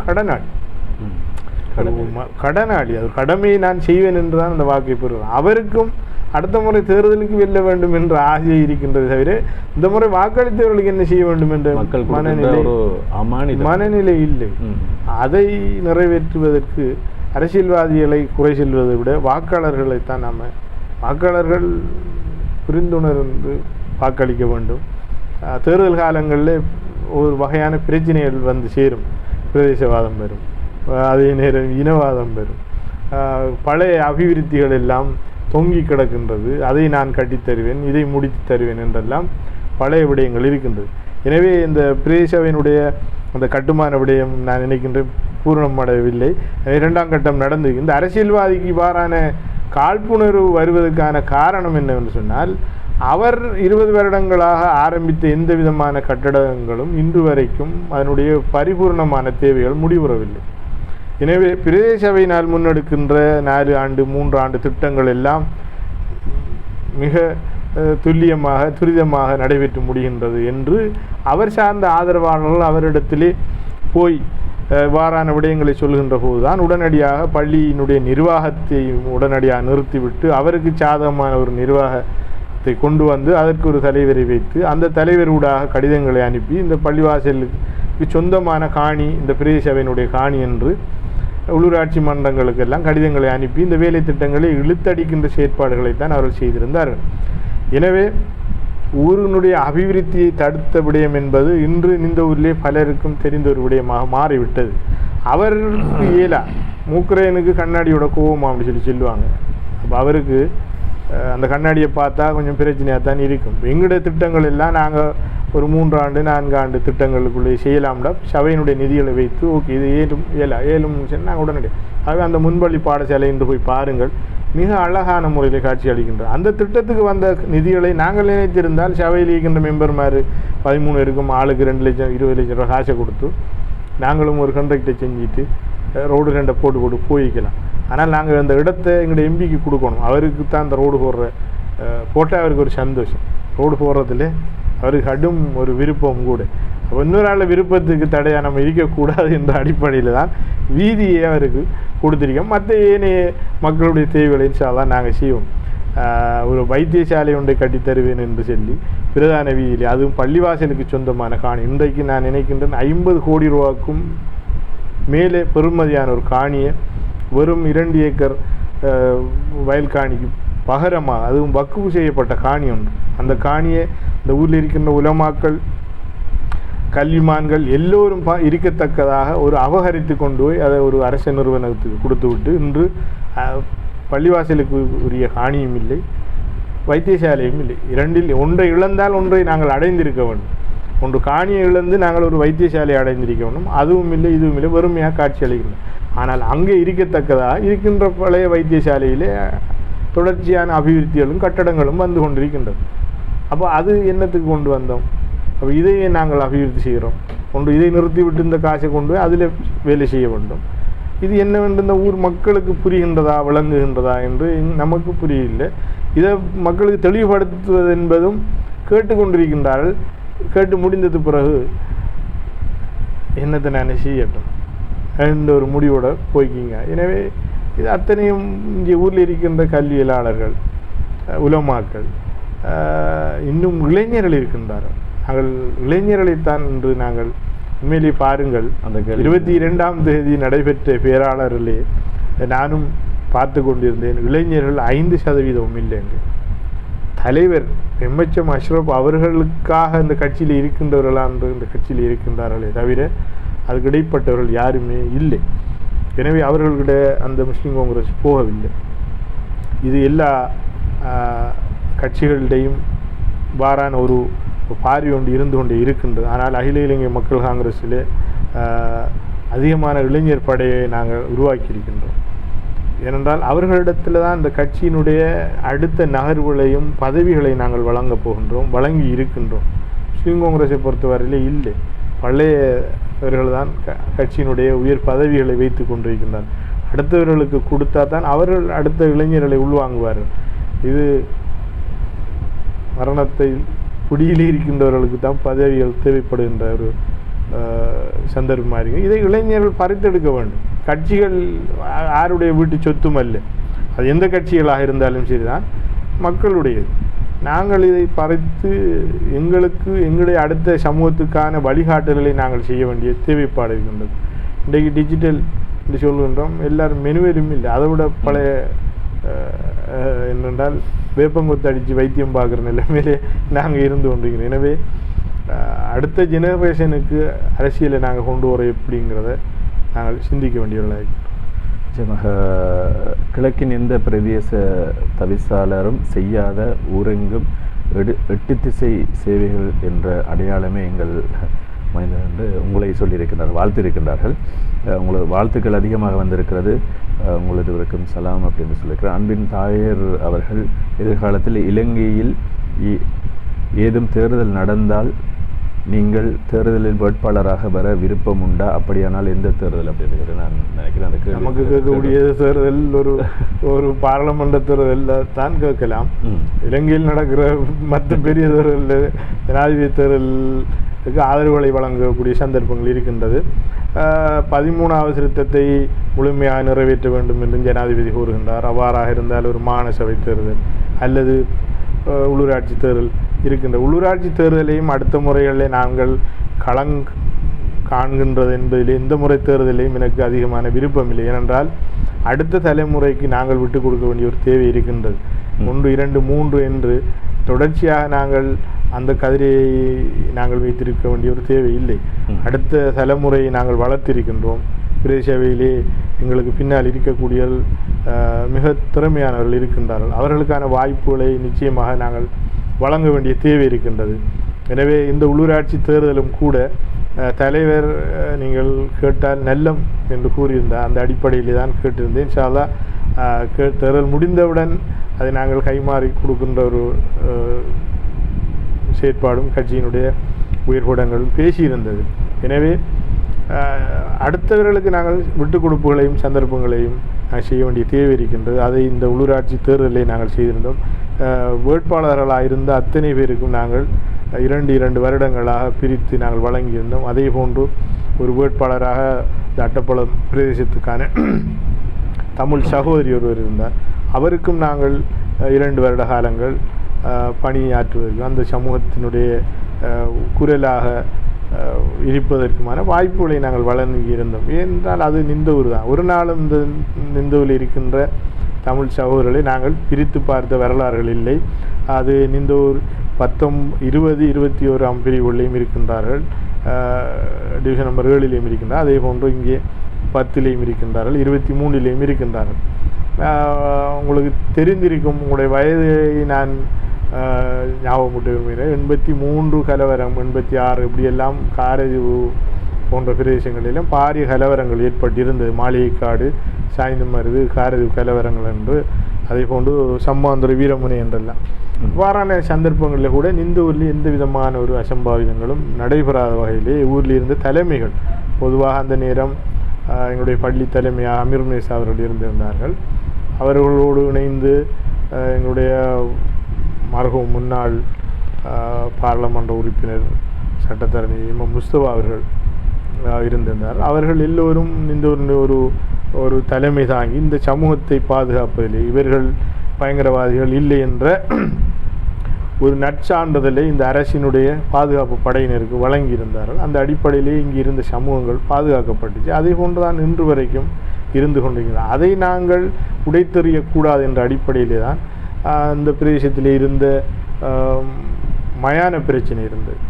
அதை மிகவும் இலகுவான முறையில் நாங்கள் தீர்த்திருந்தோம். இந்த ஊரில் இருக்கின்ற பொருளாதார ரீதியாக இருந்த தனவந்தர்களிடம் பேசியிருந்தோம். அந்த அடிப்படையில் இந்த காணியில் இருந்து நாங்கள் கிட்டத்தட்ட ஒரு 120 பேர்ச் காணியை, கிட்டத்தட்ட 3 கோடி ரூபாய் பெறுமதியான காணியை அவர்களுக்கு வழங்கி அந்த பிரச்சனையிலே குளிர்காய இருந்தவர்களுக்கு நாங்கள் சரியான ஒரு பதிலடியை வழங்கி அந்த பிரச்சனையை தீர்த்து ஒரு 30 லட்சம் ரூபாய் பெறுமதியான சுற்றுமதிலை அமைத்து அவர்களுடைய பிரச்சனையை முடித்து கொடுத்திருந்தோம். எனவே பிரிவினை இல்லாமல் நாங்கள் செல்ல வேண்டும். இன்று கல்முனையிலே நீங்கள் கேள்வியாக கேட்டிருப்பீர்கள் நினைத்தேன். இன்றும் அந்த பிரச்சனை பூதாகரமாக இருக்கின்றது. அது மிக இலகுவாக தீர்க்கப்பட வேண்டிய ஒரு விடயம், தீர்த்திருக்க முடியும் என்று நான் நம்புகின்றேன். பேசுபவர்கள் மனதிலே சரியான தீர்க்கப்பட வேண்டும் இல்லை இல்லை, தீர்க்கப்படாத பிரச்சனைகள் என்று எதுவுமே இல்லை. சில விட்டுக் கொடுப்புகள் இருக்கின்றது. அது சமூக ரீதியாக ஒன்றை இழந்து அன்னொன்றை அடையலாம். அது இழப்பீடு என்பது இன்னொருவருடைய உரிமையை நாங்கள் பறித்தெடுக்க முடியாது. அவங்களுக்கு இருக்கின்ற உரிமையை நாங்கள் பறித்து எடுக்காமல் நாங்களும் பறிகொடுக்காமல் பேசி கதைத்து தீர்க்க வேண்டும். அங்கே இருக்கின்ற தமிழ் பாராளுமன்ற பிரதிநிதிகள், நம்ம முஸ்லீம் பாராளுமன்ற பிரதிநிதிகள், அதே போன்று பள்ளிவாசல்கள், கோயில்கள், சமூக தலைவர்கள் இருக்கின்றார்கள். அவர்கள் சேர்ந்து நாங்கள் தான் அந்த முடிவு எடுத்தோம், அந்த முடிவை எடுத்தோம் என்று அறிவிக்கிறதில் இருக்கிற அரசியல் தான் இன்று பிரச்சனை. என்னை பொறுத்தவரை அவர் எடுத்த முடிவுக்கு நீங்க ஏன் கட்டுப்பட்டீங்க என்று இவர் சார்ந்தவர்கள் வேறுகிட்ட கேள்வி கேட்பார்கள். அல்லது ஏன் அவரை முடிவெடுக்க கொடுத்தீங்க, அவரை தலைமை தாங்க ஏன் விட்டீங்க, நீங்க ஏன் அவரை பெரியாள் பத்த விட்டீங்கிறது தான் எல்லா சமூகத்துக்குள்ளேயும் இருக்கிற பிரச்சனை. ஏன்னா அரசியல் ரீதியாக இருக்கலாம், அல்லது அவர்கள் சார்ந்திருக்கின்ற அமைப்புகள் ரீதியாக இருக்கலாம். நமக்கிட்டையும் நிறைய அமைப்புகள், அதே போன்று அவங்கள்ட்டையும் அரசியல் ரீதியாக அமைப்புகள் இருக்கின்றது, மற்ற ரீதியான அமைப்புகள்.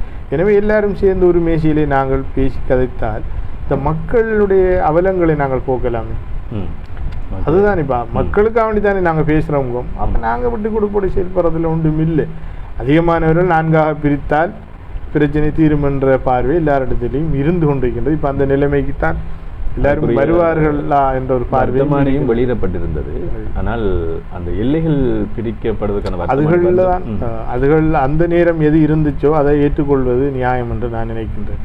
நாங்கள் புதுசாக எல்லைகளை அது நமக்கு சார்பாக இருக்குதா அல்லது அவங்களுக்கு சார்பாக இருக்கிறதா என்பதை விட எல்லோருடைய கருத்தும், நான் எல்லா அரசியல் சாராத அவங்களோடையும் பேசியிருக்கின்றேன். கலையரசன் எங்களோடு இருந்த தவிசாளர், அவர் 2 முறை தவிசாளராக எங்களோடு பணியாற்றியவர்.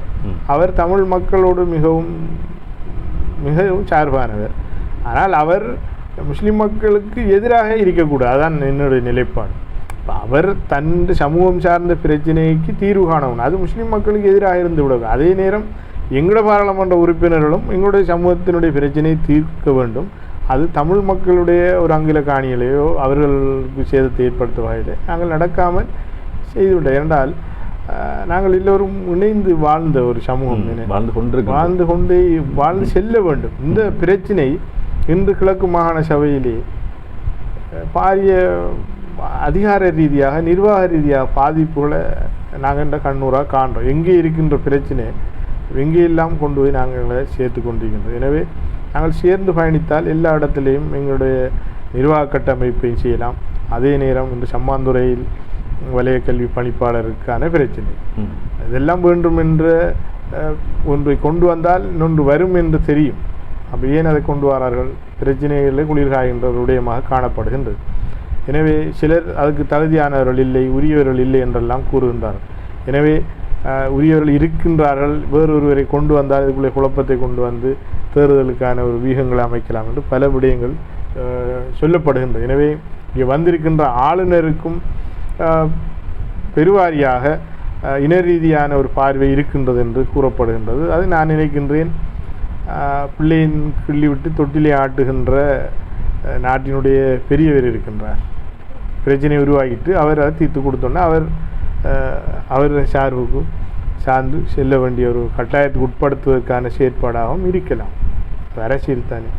அது அவரை நிறைய பேருக்கு ஆள் பொறிக்கிற விஷயத்தில் அவர் கை வந்தவர். எனவே அவ்வாறான சந்தர்ப்பத்துக்கு நாங்கள் போக தேவையில்லை. இன்னொரு ஆளை மத்தியஸ்தராக வைத்து கல்முனை பிரச்சனையை தீர்ப்பதை விட எங்களுக்குள்ளே நாங்கள் தீர்த்து கொண்டோம் என்றால் எவ்வளோ சந்தோஷமாக இருக்கு. நிச்சயமாக நீங்கள் சொல்வது போன்று அனைத்து சமூகங்களும் ஒன்று சேர்ந்து இந்த அரசியலுக்கு அப்பால் இணைந்து அந்த ஒரு மேசையிலே கூடி அந்த பிரச்சனையை இலவாக தீர்க்க முடியும். ஆனால் கண்ணாடிகள் கலட்டப்பட வேண்டும்.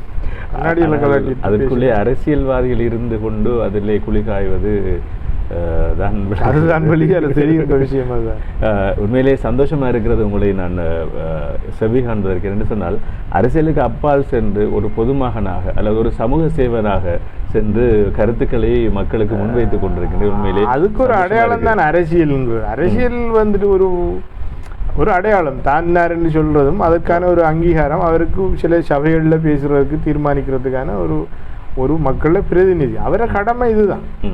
நாங்களும் இந்த அரசியலுக்கு வாரத்துக்கு முந்தி வாரான பல பிரச்சனைகளை நாங்கள் சந்திச்சிருந்தோம். அந்த பிரச்சனைக்கு தீர்வான இடமாக இந்த அரசியல் அதிகாரம் ஒன்று தேவை என்பதை உணர்ந்ததன் அடிப்படையில் தான் இதற்குள் செல்வதற்கான வாய்ப்புகளை ஏற்படுத்தி கொண்டோம். அது நிறைவேற்றப்பட்டிருக்கின்றது என்பதிலே நாங்கள் பரிபூர்ணமாக சந்தோஷம் அடைகிறோம். அதை எங்களை பகுதி கிராமத்துக்கோ பிரதேசத்துக்கும் இல்லாமல் நாடும் சிறப்பாக இருக்க வேண்டும் என்றால் நாங்கள் அந்த விடயத்தை முன்னெடுக்க வேண்டிய தேவைப்படுகின்ற நாட்டை நாங்கள் சுற்றி பார்க்க சொல்லுங்கள். இந்த நாட்டில் இருக்கின்ற அரசியல்வாதிகளாக இருந்தாலும் சரி, சாதாரணமான மக்களாக இருந்தாலும் சரி, இந்த நாட்டை ஏதோ ஒரு வகையில் நாங்கள் பிரயாணங்கள் செய்து பார்க்க வேண்டும். இந்த நாட்டினுடைய அழகும், இந்த நாட்டினுடைய தரை தோற்றங்களும், மக்களுடைய வாழ்க்கையும் வாழ்வாதாரங்களையும் பார்த்தோம் என்றால் இவ்வாறான ஒரு நாடு இங்கே இருக்கின்றது என்பது ஒரு ஆச்சரிய அபூர்வமாக இருக்குது. இதை நாங்கள் எவ்வாறு செழுமைப்படுத்த வேண்டும், நாட்டு பற்றாக நாங்கள் இதை செய்ய வேண்டும். எவ்வளோ உற்பத்திகள் அந்த நாட்டில் செய்யக்கூடிய வளங்கள் இருக்கின்றது. கிழக்கு மாகாணங்கள் இந்த புல்மோட்டையிலிருந்து இந்த பானம வரைக்கும் மிக தரையிலே எத்தனை வகையான பயிர்களை நாங்கள் உற்பத்தி செய்யலாம், கால்நடைகளை செய்யலாம், எவ்வளோ வேலை திட்டங்களை செய்ய வேண்டும். ஆனால் காணிகளை பிரித்து கொடுத்தா அந்த காணிகள் வெறும் திரும்ப இருந்ததை விட காடாக மாறுகின்றது. அப்போ அவங்களுக்கு இந்த காணிகள் தேவையில்லை. இந்த வளங்கள் பிரித்து வழங்குவதில் இருக்கக்கூடிய விடயங்கள், இந்த பிராந்தியத்தில் இருக்கின்ற வளங்களை நாங்கள் சாதாரணமாக யோசித்து பாருங்கள். எவ்வளவு காணிகள் இருக்கின்றது. அதுகளை விவசாயம் செய்வர்களுக்கு அல்லது இந்த நாட்டு ஜனாதிபதி திட்டத்தை சில நேரம் நாங்கள் பார்க்கின்ற போது கம்பெனிகளுக்கு நான் கொடுத்தவங்க அவர்கள் வந்து செய்துட்டு இந்த மக்களுக்கு தொழில் வாய்ப்பையாவது வழங்குவாங்களே. ஒரு பெரிய ஒரு பால் ஃபேக்டரி இந்தியாவில் செய்கிறதுக்கு நாங்கள் செய்தோம்னு சொன்னால் 100-200 பேருக்கு தொழில் வாய்ப்புகள் வரும், அதன் மூலமான உற்பத்திகள் வரும். சாதாரணமான ஒரு விடயத்தை நான் சொல்கின்றேன். எங்களுடைய பிரதேசத்தில் இருக்கிற மீனவர்களுடைய தொழில். இன்று மீன் பிடிக்க செல்கின்ற சகோதரர்கள் மீன்களை பெற்றுக்கொண்டு வந்து அந்த மீனை கரையில் வைத்து 1 கிலோ மீனை சாதாரணமாக 700 ரூபா 500 விற்பனை செய்கின்றார். செய்துவிட்டு அந்த பணத்தை கொண்டு தன்னுடைய மனைவி வீட்டில் கொண்ட மனைவிட்டை கொடுத்தார். அந்த மனைவி அவருடைய சகோதரனுடையோ அல்லது அவருடைய தகப்பனுடைய கொடுத்தோ அந்த மீனை திரும்ப கணவன் விற்றுப்பட்டு வந்த மீனை 1500 500 கிராம் மீனை வாங்குறார். இதான் நாங்கள் பார்க்கோம். இதுக்கு மாற்று வழி என்ன? இந்த சந்தையில் இருக்கிற மாற்றத்தை எப்படி நாங்கள் கொண்டாடணும்? இதுதான் அடிப்படையான பிரச்சனையாக இருக்கின்றது. நிச்சயமாக இப்போ நாங்கள் நெல்லை விற்று போட்டு திரும்ப அரிசி வாங்குறாக்களாகும். நாங்கள் மீனை விலைக்கு சாதாரணமாக 500 கிலோ மீனை கொடுத்து போட்டு கிலோ மீனை 2800 நாங்கள் வாங்கி சாப்பிட்றோம். அப்போ இதுக்கான மாற்று வழி என்ன? இதுக்கான வேலை திட்டங்கள் என்ன? இதைத்தான் செய்யணுமே தவிர இந்த வீதிகளை போடுறது, கட்டடங்களை கட்டுவது, அதுக்கான கொந்தரத்துகளையும் கொமிஷன்களையும் வாங்குறதுல எனக்குண்டா பிடிப்பில்லை. என்ன நேரம் இருக்கான்னு தெரியல. இருந்தால் நிறைய விடயங்களை பேசலாம். ஒரு சந்தர்ப்பத்தை எடுத்து பேசியோம் நான் நினைக்கின்றேன். நிறைய விடயங்கள் உண்மையில் இருக்கின்றன. உங்களை நான் செவிகண்ணும் பொழுது ஒரு அரசியல்வாதிக்கு அப்பால் எனக்கு எண்ணம் சென்று அரசியல்வாதியோட நம்ம பேசுறோமா அல்லது பேசுறோமா? அரசியலுக்கு வெளியிலே சென்று ஒரு பொதுமகனாக உள்ளங்களில் இருக்கிற ஆதங்கங்கள் மக்களிடம் நாங்கள் வினயமாக கேட்கின்றது என்னென்றால், எங்களுக்கான ஒரு சந்தர்ப்பத்தை நீங்கள் வழங்குங்க, இதுதான் அதுன்னு சொல்லி நாங்கள் உங்களுக்கு நிரூபித்து காட்டுறோம். ஏண்டா இந்த பிரதேச சபை என்னங்கிறத நாங்கள் உங்களுக்கு காட்டியிருக்கோம், செஞ்சிருக்கோம். இந்த பிரதேச சபையினால் என்னென்று எந்தெந்த வேலை திட்டங்களை செய்யலாம், செய்ய இயலாங்கிறத இந்த மக்களுக்கு தெளிவு. ஒரு பாராளுமன்ற உறுப்பினர் அல்லது ஒரு மாகாண சபை என்றால் அதில் எதெல்லாம் செய்யலாம், எதெல்லாம் பேசலாம், எதெல்லாம் சாதிக்கலாம் என்பது ஒரு அமைச்சராக இருந்தால் நான் நினைக்கின்றேன் அந்த அமைச்சு மட்டும் இல்லை அவருக்கு வேலை, அந்த அமைச்சில் இருக்கிற வேலைகள் எல்லாம் அங்கே இருக்கிறவர்களை செய்து கொள்ளும். மேலதிகமாக இருக்கின்ற 40-45 அமைச்சுகளில் தான் தன் நேரத்தை அவர் செலுத்தவும். அங்கே அந்த அமைச்சர்களோட தொடர்புகளை ஏற்படுத்தினா 45 அமைச்சர்கள் மூலமாகவும் தான் சார்ந்திருந்த மக்களுக்கு சேவையாற்றலாமா இல்லையா? நீங்கள் சொல்லுங்க. சரி, நம்மளோட அமைச்சில் இருக்கிற வேலையை நம்ம இருந்துட்டு செய்ய தேவையில்லை. அதுக்கு ஃபண்ட் அலோகேட் பண்ணுறதையோ அதுக்குரிய வளங்களை செய்கிறதுக்கு தனக்கு அலுவலர் உத்தியோகத்தில் தந்திருக்காங்க. ஒரு அமைச்சருக்கு பிரத்யேகமாக 7-8 உத்தியோகத்தில் வழங்குறாங்க. அதை என்ன அமைச்சிலே எத்தனை உத்தியோகத்தில் இருக்கு, அதை செய்யும். இது என்னடான்னு சொன்னால் சுகாதார அமைச்சர் இருந்த ஊர் இது. இங்கே ஒரு எக்ஸ்ரே ரிப்போர்ட் எக்ஸ்ரே எடுக்கணும்னு சொன்னால் வியாழக்கிழமை தான் எடுக்கலாம். அப்போ வெள்ளிக்கிழமை ஒருவருக்கு ஒரு எக்ஸிடென்ட் உண்டாகி கால்கை உடஞ்சின்னு சொன்னால் அடுத்த வியாழன் வரையும் அவர் காத்து இருக்கணும். இப்போ அதுக்காக வேண்டி புதன்கிழமை போய் நாம் எக்ஸிடென்ட் பட்டு அதுக்கு முன்கூட்டி எக்ஸிடென்ட் படையலுமா? அப்போ இதுக்கு என்ன மாற்று திட்டங்கள் அவங்க செஞ்சுருக்காங்க, இதைத்தான் கேட்கணும். மெஷினரி எக்ஸ்ரே மெஷினை வாங்கினா அவங்களுக்கு ஒரு 5-10% கமிஷன் கொடுப்பாங்க, ஒன்று அந்த வச்சு ஃபிட் பண்ணி வச்சுக்காங்க. அதில் டெக்னீஷியன் போகணும். அப்போ உங்களோட காலங்களில் இந்த டெக்னீஷியன் தட்டுப்பாடு இருந்தது என்று சொல்கிறத விட உங்களுக்கு முந்தின காலங்களில் இருந்தது. நீங்கள் இதுக்கு என்ன தீர்வு திட்டத்தை கொண்டு வந்தீங்க? ஒரு வைத்தியசாலையிலையும் ஒரு மணித்தியாலம் வியாழக்கிழமை இல்லை 2 ஹவர் இங்கே இருப்பார், அல்லது சம்மாந்திர வைத்தியசாலையில் செவ்வாய்க்கிழமை ஒரு 1 ஹவர் இருப்பார். இப்படியோ 3 டெக்னீஷியனை வச்சுட்டு அவங்களுக்கும் குடும்பம் பிள்ளை குட்டிகள் அவர்களுக்கும் தேவைகள் இருக்கின்றது, அவர்களுக்கும் சட்ட ரீதியான லீவுகள் இருக்கின்றது, அவர்களுக்கும் அவசர தேவைகள் எல்லாம் இருக்கின்றது. அப்போ அவ்வாறான சூழலில் எப்படி இது நடந்து கொள்ளும்? அதே போன்று பல கருவிகள் நின்ற ஒரு வைத்தியசாலையிலையும் ஏனைய வைத்தியசாலையும் இருக்கின்ற சந்தர்ப்பத்துக்கு உரியவர்கள் இல்லை. அப்போ இதுக்கு இந்த சுகாதாரத்திட்ட அமைச்சராக இருந்தவர்கள் செய்த விடயங்கள் என்ன கேள்வியை நாங்கள் உட்படுத்துகிறோம். இன்றைக்கு வெளிநாடுகளுக்கு செல்லக்கூடிய மத்திய கிழக்கு நாடுகளுக்காக இருந்தாலும் சரி, மத்திய கிழக்கு நாடுகளில் இந்தியாவிலிருந்து தாதியர்கள் தான் அதிகமாக செல்கின்றார்கள். யூரோப் கண்ட்ரிகளுக்கு அதிகமான தாதிகளும் ஏனைய சுகாதாரத்துறை சார்ந்த உத்தியோகத்தர்களும் இருக்கின்றார்.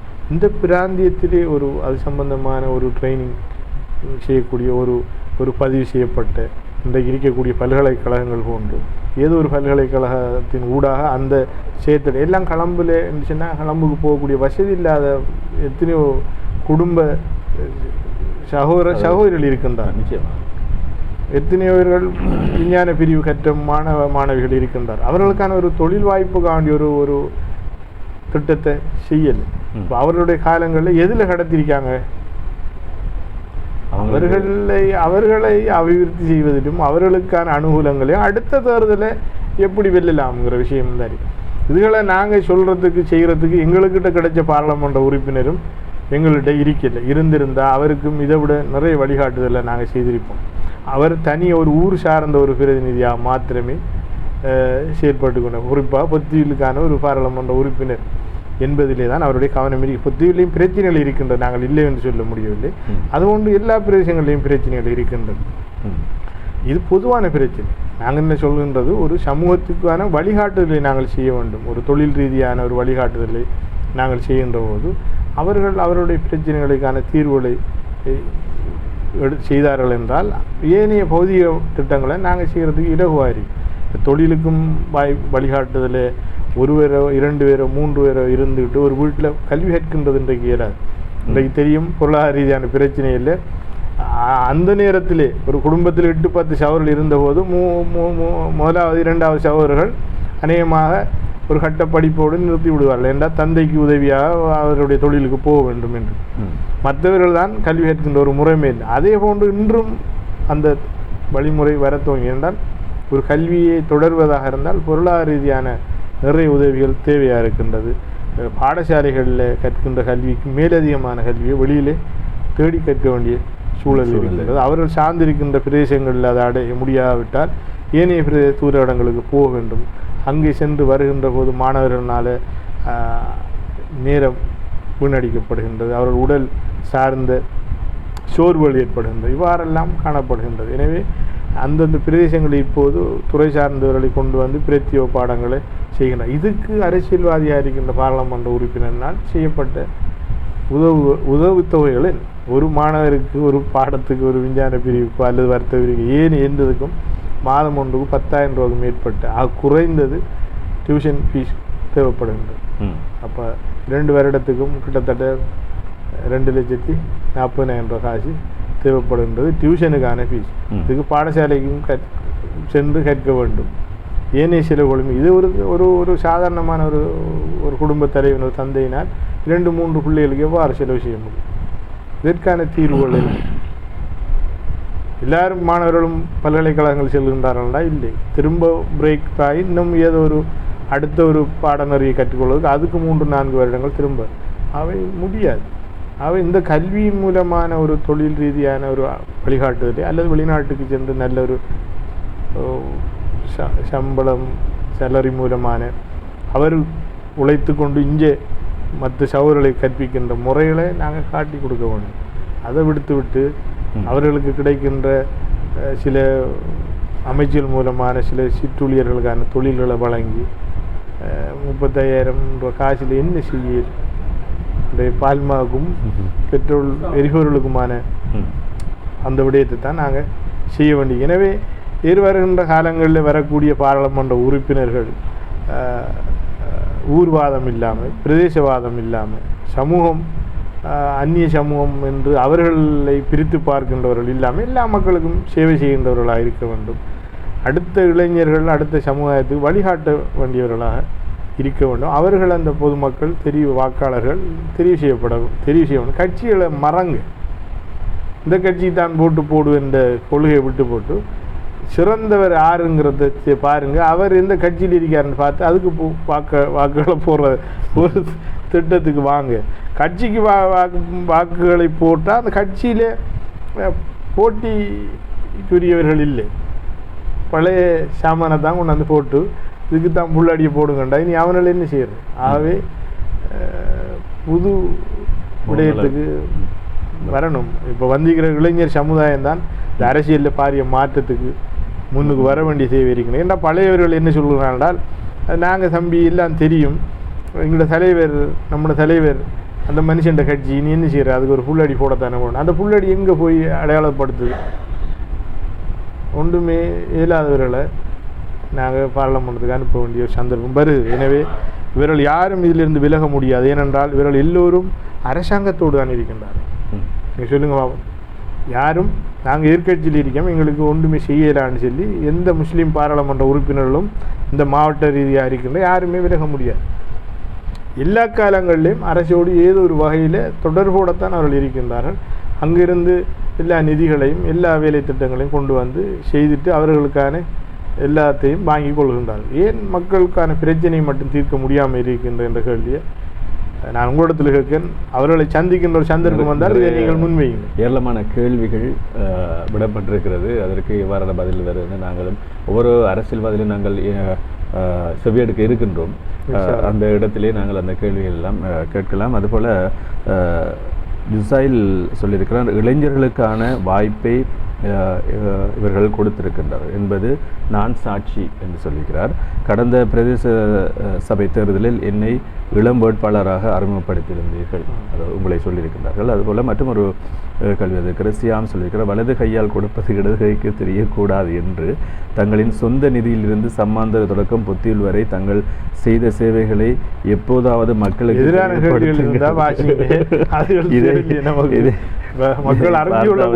அப்படின்னு சொல்லியிருக்கிறார். அதுபோல சிரேஷ்ட மூத்த ஊடகவியலாளர் சித்திகாரை ஒரு கேள்வி கேட்டிருக்கிறார்.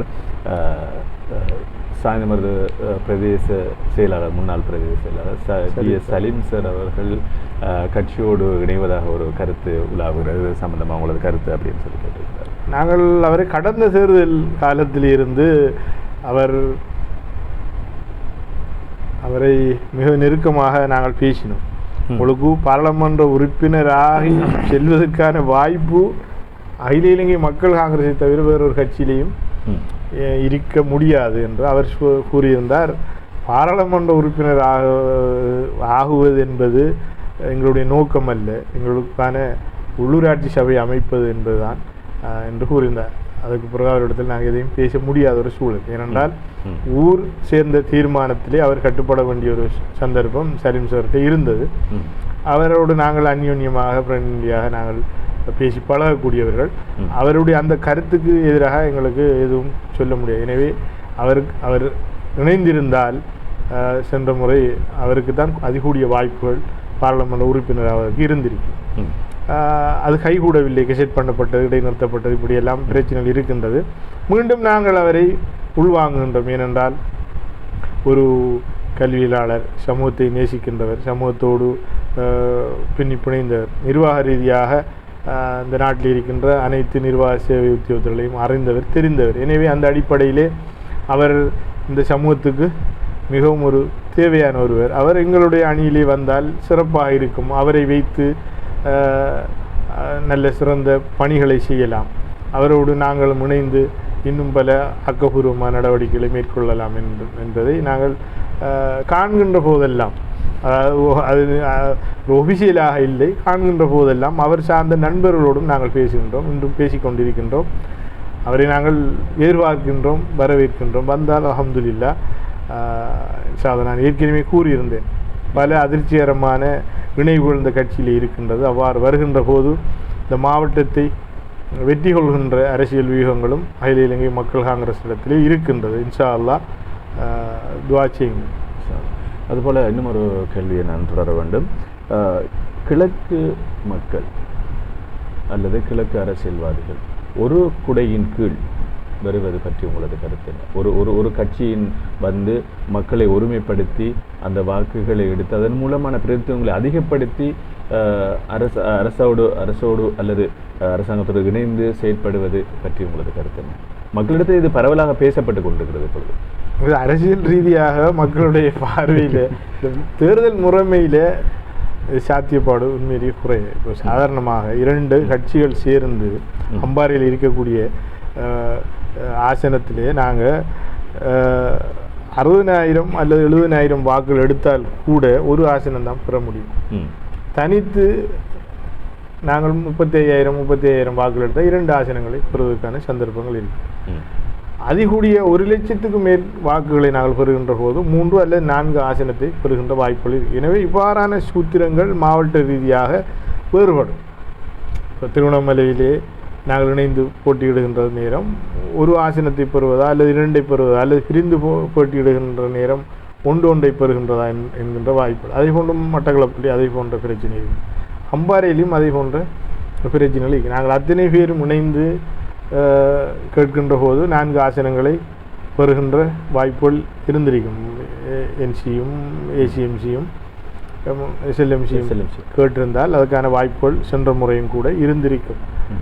கட்சிகளினுடைய கொள்கைகள், நடைமுறைகள், அவர்களுடைய எதிர்காலங்களில் அந்த தலைமைகள், எங்களுடைய தலைமையினுடைய நிலைப்பாடு வேறு. விட்டு கொடுப்போடு செயற்படுகின்ற தலைமை அது எந்த விட்டு கொடுப்புக்கும் தயாராக இருக்கக்கூடியது. ஏனைய கட்சிகளினுடைய தலைமைகள் அவ்வாறு இல்லை.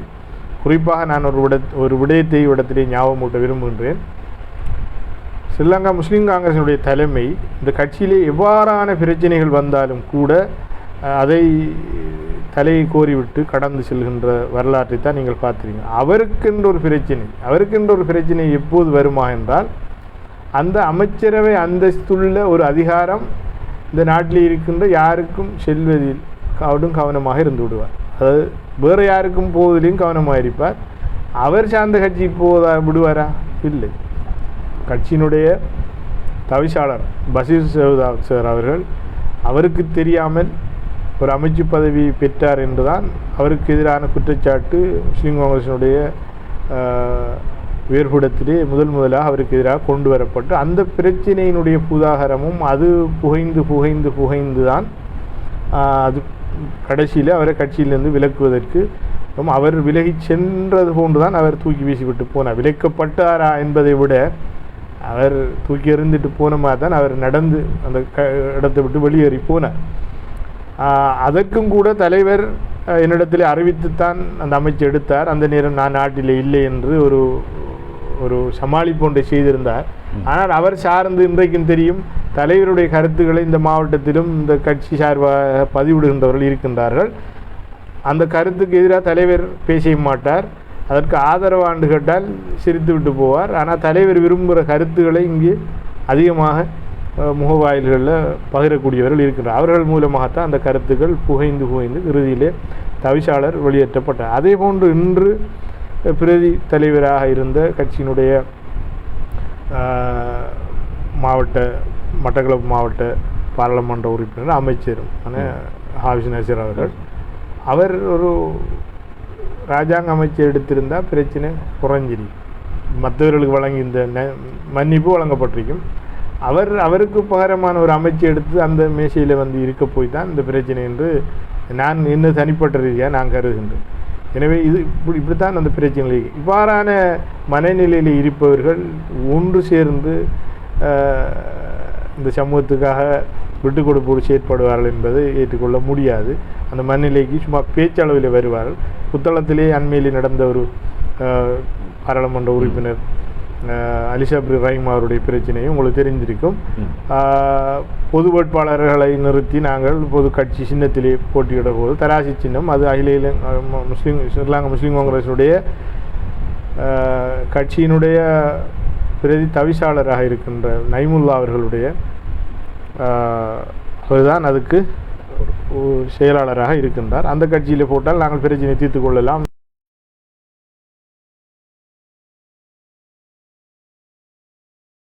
நாங்கள் விடுத்தபோது அதற்கு எதிரான கடிதத்தை அது பாராளுமன்ற செயலாளருக்கும் தேர்தல் ஆணையாளருக்கு அனுப்ப வேண்டியவர் தலைமறைவாகி விட்டார். அப்போ அதே ஸ்ரீலங்கா முஸ்லீம் காங்கிரஸுடைய தலைவர் அவர்களிடத்தில் கோரிய போது இப்போது கட்சிக்கும் அவருக்கும் தொடர்பில்லாமல் எங்களுடைய செல்லை கேட்கக்கூடிய நிலைமையில் ஆள் இல்லை என்று சொல்கின்றோம். அந்த நேரம் பள்ளிவாசல்கள் சாட்சியாக வைத்துத்தான் இந்த கட்சியில் வேட்பாளரை போடுவோம், இதற்கு அத்தனை பிரச்சனைகள் எது வந்தாலும் நாங்கள் இதை முன்னின்று முடித்து தருவோம் என்று கூறிவிட்டு இறுதியிலே இவ்வாறான ஒரு பிரச்சனையை சொல்லி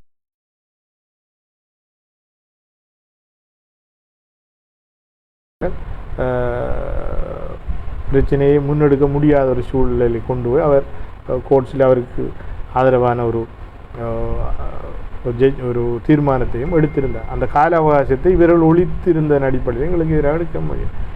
இவ்வாறான ஒரு சூழலில் தொடர்ந்தும் இணைந்து பயணிக்கின்றதுக்கு சாத்திய வளங்கள் இருக்கின்ற வேண்டிய ஒரு தேவைப்பாடு இருக்கின்றது. நிச்சயமாக கிழக்கு மாகாணம் என்கின்ற சொல்கின்ற ஒரு மாகாண சபை தேர்தல் என்கின்ற வருகின்ற போது கட்சிகளிலே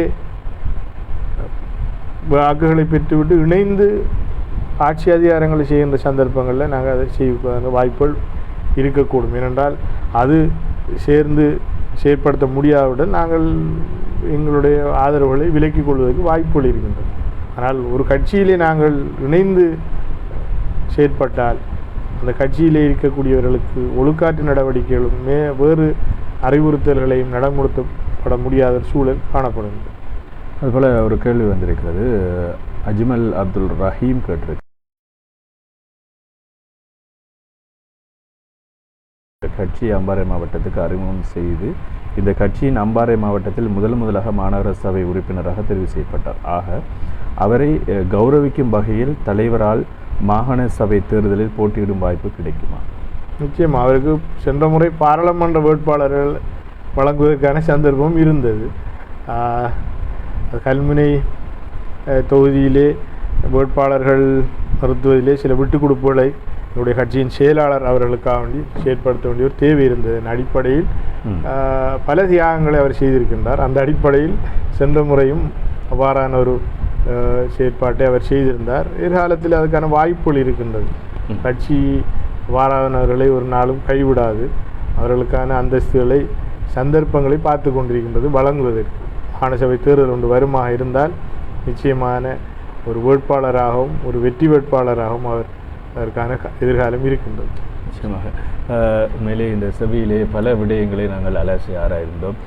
மக்களுக்கு என்ன தேவை, எவ்வாறு மக்கள் செயற்பட வேண்டும், இளைஞர்கள் எவ்வாறு செயற்பட வேண்டும், கட்சி பேதங்களுக்கு அப்பால் ஒரு அரசியல் பிரமுகர் என்றவருக்கு அப்பால் சென்று பல கருத்துக்களை நீங்கள் முன்வைத்திருந்தீர்கள். இறுதியாக இந்த செவியிலே எமது இளைஞர்களுக்கு, எமது மக்களுக்கு, இந்த வாக்காளர் மக்களுக்கு நீங்கள் சொல்ல விளைகின்ற விடயமன், எதிரே நாங்கள் தேர்தல் ஒன்றை எதிர்நோக்கினால் எவ்வாறு நடந்து கொள்ள வேண்டும்? ஏற்கனவே நான் சொன்ன விடயம்தான். இப்போ எல்லாரிடத்திலும் இருக்கின்ற ஒரு விடயம் என்னென்றால், ஒரு கட்சி, ஒரு தலைமை, வேட்பாளர், இப்படி எல்லாரையும் பார்ப்பாங்க.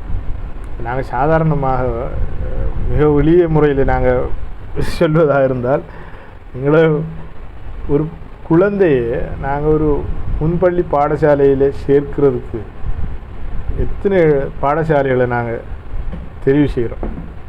அங்கே நல்லா கற்றுக் கொடுக்குறாங்களா, இங்கே படிக்குங்கால என்னென்ன சப்ஜெக்ட் போகுது, எப்படி இருக்குங்கிற விடயங்கள் எல்லாம் அலசி ஆராய்ந்து எவ்வளவு தூரமானாலும் சரி, எவ்வளவு பிரயத்தனம் எடுத்தும் சரி நாங்கள் கொண்டு வரோம்.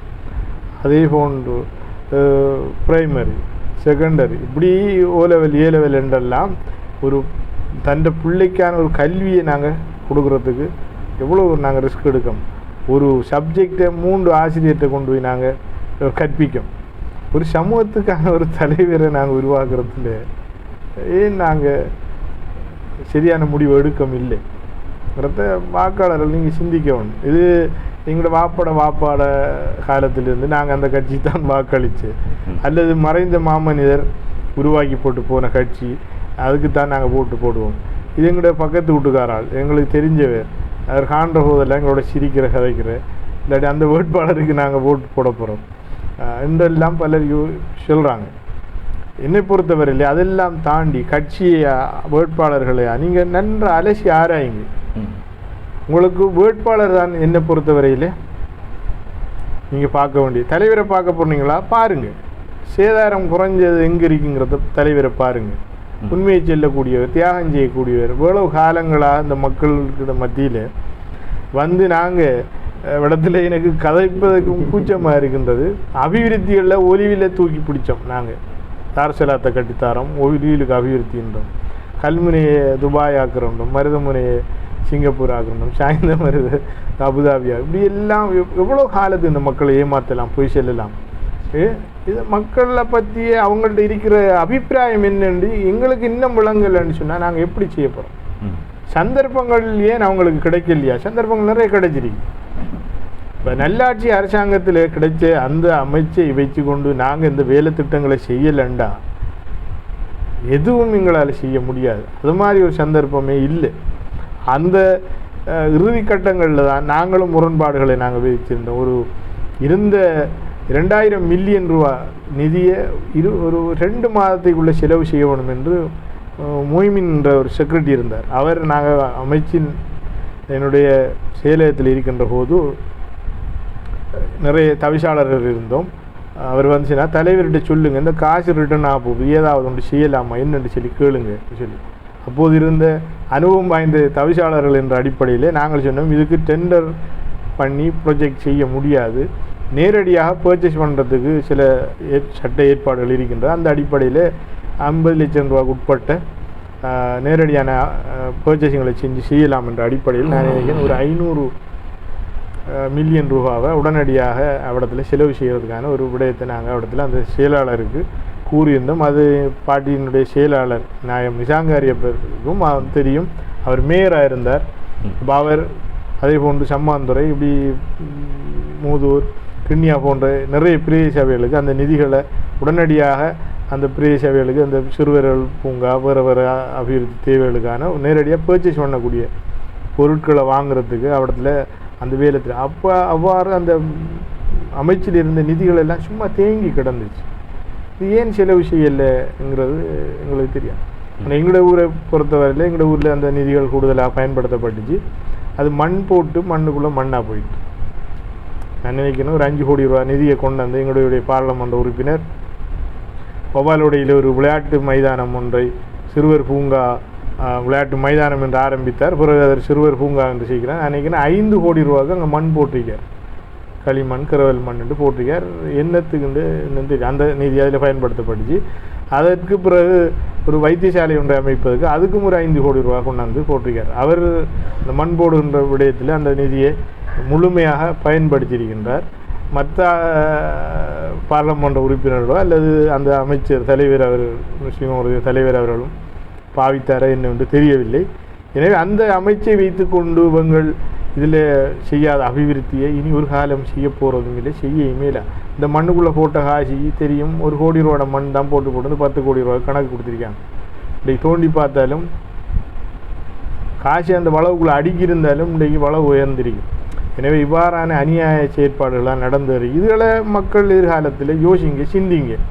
தலைவருக்கு வாக்களிக்க போகிறீங்கண்டா எந்த தலைவர் சரின்னு பாருங்கள். கட்சிக்கு வாக்களிக்க போகிறீங்கண்டா எந்த கட்சி சரியாக இருக்குன்னு யோசிங்க. வாக்காளர்கள் வேட்பாளர்களை சிந்திச்சிங்கன்னு ஏன்னா இந்த வேட்பாளர்கள் நமக்கு சிறந்தவர்கள் என்பது கடந்த கால அனுபவங்களையாவது வச்சு நீங்கள் பாருங்கள். உங்களுக்கு திடீர்னு ஒரு புது 10 பேர் நாங்கள் தரலையே, பழைய ஆக்கள் 20 வருஷம் 15 வருஷம் 10 வருஷம் இருந்த ஆக்கள்னு சொல்லி தந்திரிக்கோம். எல்லாரையும் வச்சு பார்த்துட்டு இன்ஷா அல்லாஹ் எதிர்காலத்தில் உங்கள்கிட்ட தான் அதை தந்திரி. நீங்கள் பொய் சாட்டு சொல்லியில நாங்கள் எலக்ட்ரானிக் மெஷினில் நாங்கள் ஓட்டு போட்டோன்ற சாட்டு சொல்லியில உங்களோட கைகளால் நான் கீற போகிறீங்க. கைகளால் கீறினா அதை தெரிகிற நேரம் நிச்சயமாக தெளிவான ஒரு முடிவை நம்ம காணலாம். நிச்சயமாக அதுக்கிடையில் ஒரு கேள்வி வந்து இன்னும் ஒரு கேள்விகளில் உருவாகிருக்கிறது. என்னென்னு சொன்னால் நீங்கள் கல்முனை சம்பந்தமான விடயத்தை பற்றி பேசிய போது இந்த கேள்வியை கட்டுவிடலாம். ரிஷாட் சொல்லியிருக்கிறார், அண்மையில் ஸ்ரீலங்கா முஸ்லீம் காங்கிரஸில் இணைந்த முன்னாள் நிந்தோர் பிரதேச சபையின் தேசிய பட்டியல் அங்கத்தவர் மஜீத் அவர்கள் இணைவு எதிர்காலத்தில் அகில இலங்கை மக்கள் காங்கிரஸின் நிலை எவ்வாறு அமையும் அப்படின்னு இருக்கிறார். நல்ல சிறந்த கேள்வி உண்டது. இதை எங்கேயாவது பேசலாமான்னு இருந்து நான் இதை தொட வேண்டிய ஒரு தேவைப்பாடும் ஒன்றும் இல்லை.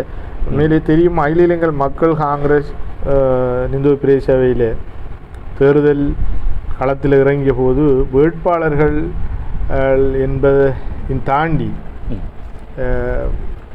இந்த கட்சி என்னுடைய கடந்த பிரதேச சபையினுடைய தவிசாளர் என்ற ஒருவரை நம்பித்தான் எல்லா வேட்பாளர்களுக்கும் வாக்குகள் வழங்கப்பட்டிருந்தது.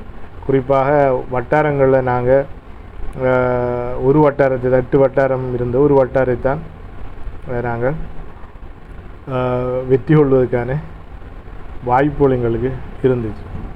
அவ்வாறான சந்தர்ப்பங்களில் மற்ற ஏனைய வேட்பாளர்கள் அந்த வெற்றி இலக்க தவறி இருந்தார்கள். இருந்தாலும் நாங்கள் எல்லா வேட்பாளர்களுக்கும் அந்த சந்தர்ப்பங்களை வழங்கியிருந்தோம். அந்த அடிப்படையில் அவருக்கு நாங்கள் ஒரு பிரதேச சபையினுடைய கௌரவத்தை நாங்கள் வழங்கியிருந்தோம். அவர் எங்களோட மிக அந்யோன்யமாக சிறப்பாகத்தான் இயங்கியிருந்தார்.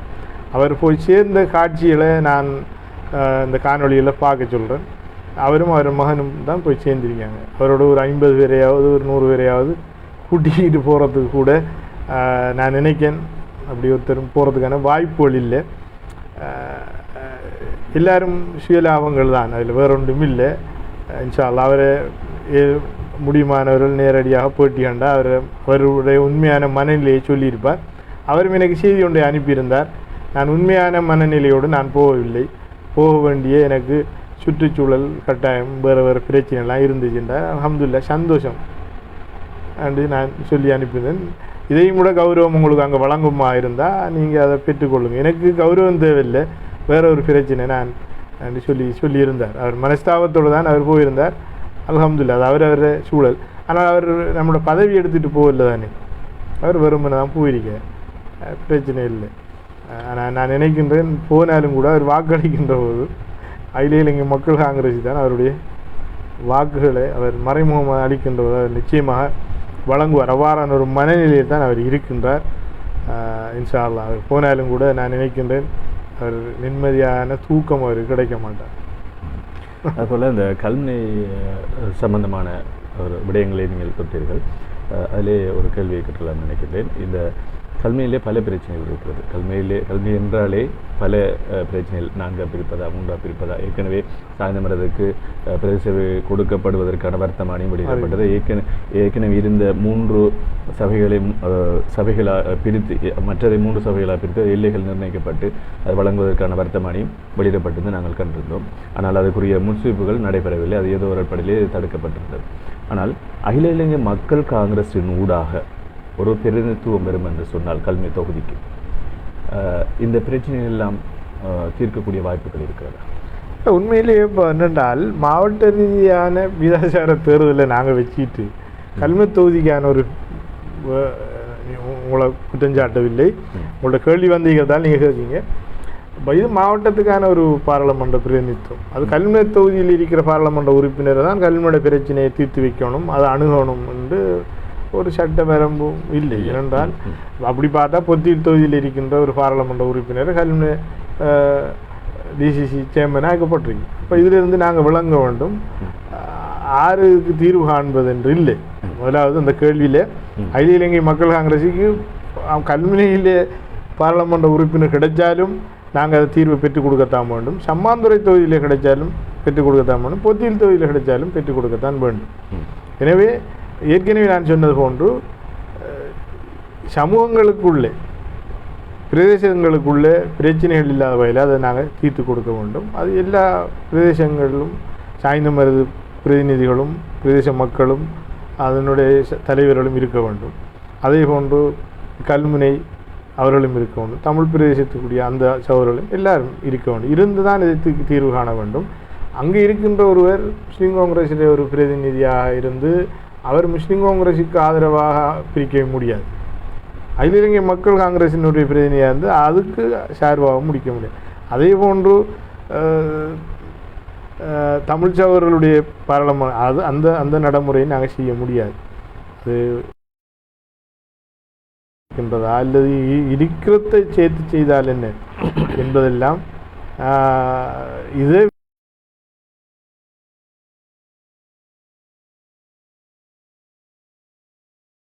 என்பதுதான். ஆண்டிலே என்னுடைய கருத்தை பார்த்தால் இதில் மிக நீண்ட காலமாக ஆதிக்கம் செலுத்தி வருகின்றது ஸ்ரீலங்கா முஸ்லீம் காங்கிரஸ். அந்த தலைவருக்கு தார்மீக பொறுப்பு இருக்கின்றது. அவர் ஒரு தமிழ் சகோதரர்களுக்கு தமிழ் பிரதேசங்களில் ஒரு பிரச்சனை வருகின்ற போது வரிந்து கட்டி கொண்டு நிற்கின்றார். அதற்கான ஆடை அலங்காரத்தோடு அவர்கள் சார்ந்த அவர் நிற்கின்றார். தமிழ் சகோதரர்களுக்கு ஒரு அநீதி இழைப்பதற்கு நான் ஒருபோதும் முன்னிக்க மாட்டேன்.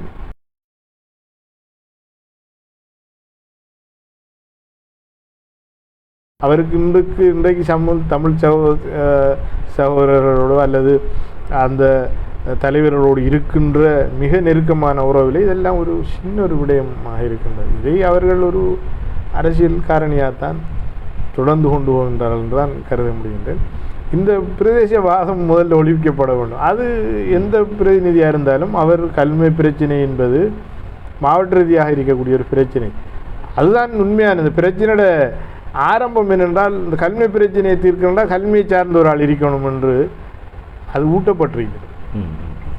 அது அந்த சமூகத்துக்குள்ளே ஊட்டப்பட்டிருக்கின்றது. சாய்ந்தமருது சேர்ந்த ஒரு ஆள் தான் சாய்ந்தமருக்கான பிரச்சனையை தீர்க்கணும் இல்லை. இது பொதுவாக சமூகம் சார்ந்த பிரச்சனை. அது எந்த பிரதேசத்தை சேர்ந்த ஒரு ஆளாக இருந்தாலும் சரி தான் அது தீர்க்கப்பட வேண்டும். நம்முடைய தலைவரும் கூட எத்தனையோ பிரச்சனைகள் திகன பிரச்சனைகள் எத்தனையோ நாட்டில் பிரச்சனைகள் நடக்கின்ற போது வேறு வேலை அங்கே எல்லாம் போயிட்டு நாம் அங்கே தீர்வுகளுக்கு போகிறோம். நீங்கள் வரையலான்னு சொல்லி அங்கே அந்த மக்கள் சொன்னாங்களா? இல்லை தான். அப்போ நாங்கள் இடத்துல குரல் கொடுக்க வேண்டிய தேவைப்பாடு அது அந்த மக்கள்கிட்ட திணிக்கப்பட்டிருக்கின்றது. அவரை வேற நீங்கள் விடப்படாது, என்ன வச்சு தான் இதை தீர்க்கணும், இவரை நீங்கள் சேர்க்கப்படாதுங்கிறது அது அந்த மக்கள் இன்னும் அதில் தெளிவில்லாமல் இருக்காங்க. அதை கலைந்து எறிஞ்சால் அந்த பிரச்சனைக்கு தீர்வு இன்ஷா அல்லாஹ் நிச்சயமாக இது தீர்வு எட்டப்படுவது இன்ஷா அல்லாஹ். இறுதியாக நீங்கள் இந்த செவியினூடாக என்ன சொல்ல விரும்புகிறீங்க? நிறைய விஷயங்களை நாங்கள் இந்த மக்களோடு பகிர்ந்து கொண்டிருக்கின்றோம். உண்மையிலேயே தாருல் ஷஃபா மிக நீண்ட ஒரு கேள்வி கணைகளை முன் வச்சிருந்துச்சு. ஒரு அரசியல் களம் மாதிரி எனக்கும் தெரியல.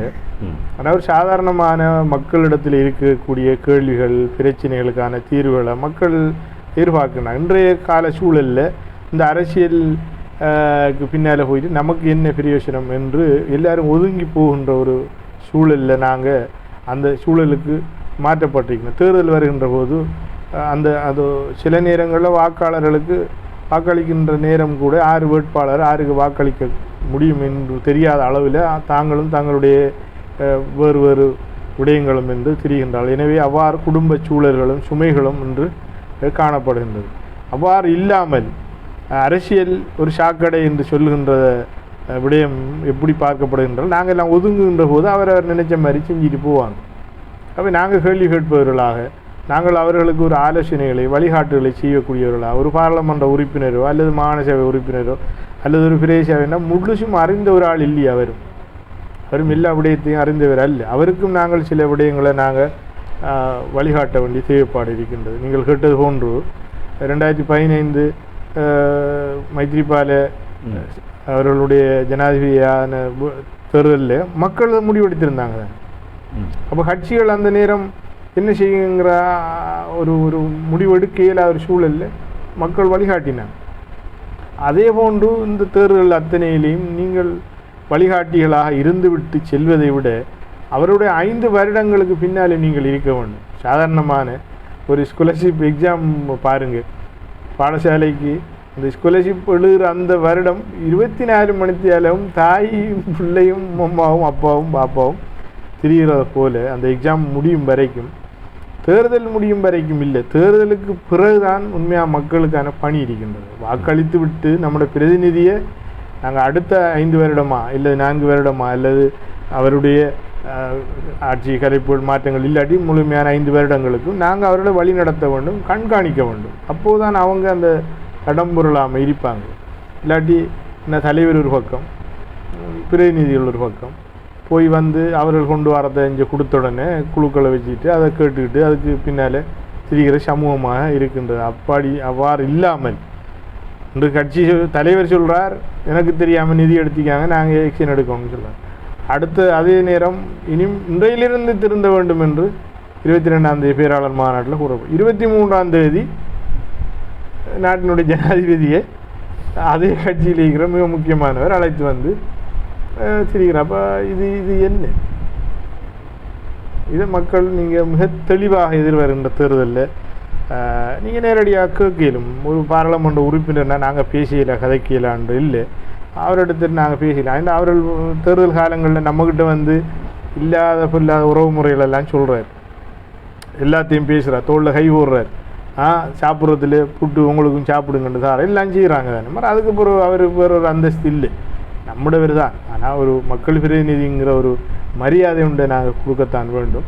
கேள்விகளை நாங்கள் முன்வைக்கணும். மக்கள் கேள்வி கேட்பாங்கன்ற பயம் இன்னும் ஒரு பாராளுமன்ற உறுப்பினர்கிட்டையும் இல்லை. அதை நீங்கள் ஏற்படுத்துங்க, அது சரியாக வரும். இதோடு நாங்களும் இன்றைய செவியை நாங்கள் முடித்துக்கொள்ளலாம் நினைக்கின்றோம். ஒரு நீண்ட செவியாக இருந்தாலும் மக்களுக்கு பிரயோசனம் உடையதாகவும் எமது இளைஞர்களுக்கு ஒரு பிரயோசனமுடைய செவியாகவும் இருக்கிற அரசியலுக்கு அப்பாலும் சென்று ஒரு பொதுமகனாக ஒரு சமூக சேவனாக சென்று நீங்கள் பல பதில்களை சொல்லியிருந்தீர்கள், பல கேள்விக்கணைகளை முன்வைத்திருக்கின்றீர்கள். அத்தனை கேள்விகளுக்கும் பதில் கிடைக்கும் என்று நாங்களும் நம்புகிறோம். தாரசபா தொலைக்காட்சி எப்பொழுதும் பொதுவான நீதியான ஒரு செயற்பாட்டிலே எல்லா கட்சியினரையும் அரவணைத்து எல்லாருடைய கருத்துக்களையும் மக்கள் முன் எப்போதும் கொண்டு வரும்.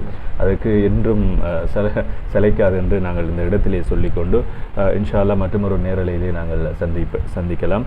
இதுவரைக்கும் எங்களோடு தங்களது நேரத்தை ஒதுக்கி தந்த எங்களது அகில இலங்கை மக்கள் காங்கிரஸ் கட்சியின் பிரதி தேசிய அமைப்பாளரும் மிந்தவூர் பிரதேச சபையினுடைய முன்னாள் தவிசாளர் எங்கள் அன்புக்கும் மதிப்புக்கும் உரிய MAM அஷ்ரப் தாகிர் சார் அவர்களுக்கு இந்த நல்ல சந்தர்ப்பத்திலே தாருசபா தொலைக்காட்சியின் சார்பிலும் எமது மக்கள் சார்பிலும் நன்றிகளை வாழ்த்து. நானும் உங்களுக்கு செலாத்தையும் தெரிவித்துக் கொள்வதோடு இந்த நேயர்கள் இவ்வளவு நேரமும் கேட்டுக்கொண்டிருந்த நேயர்களுக்கும் எனது செலாத்தையும் எதிர்காலத்திலே இந்த விடயங்களை சிந்தித்து நீங்கள் வாக்களிக்குமாறு வேண்டிக் கொள்வதோடு இன்ஷா அல்லாஹ் உங்களுடைய தாருசபா இன்னும் நீண்ட ஆயுளோடு இன்னும் பல சாதனைகளையும் நிகழ்வுகளையும் செய்ய வேண்டும் என்று வாழ்த்தி விடைபெறுகிறேன். அஸ்ஸலாமு அலைக்கும் வரஹ்மத்துல்லாஹி வபரகாத்துஹு. வலைக்கும் அஸ்ஸலாம்.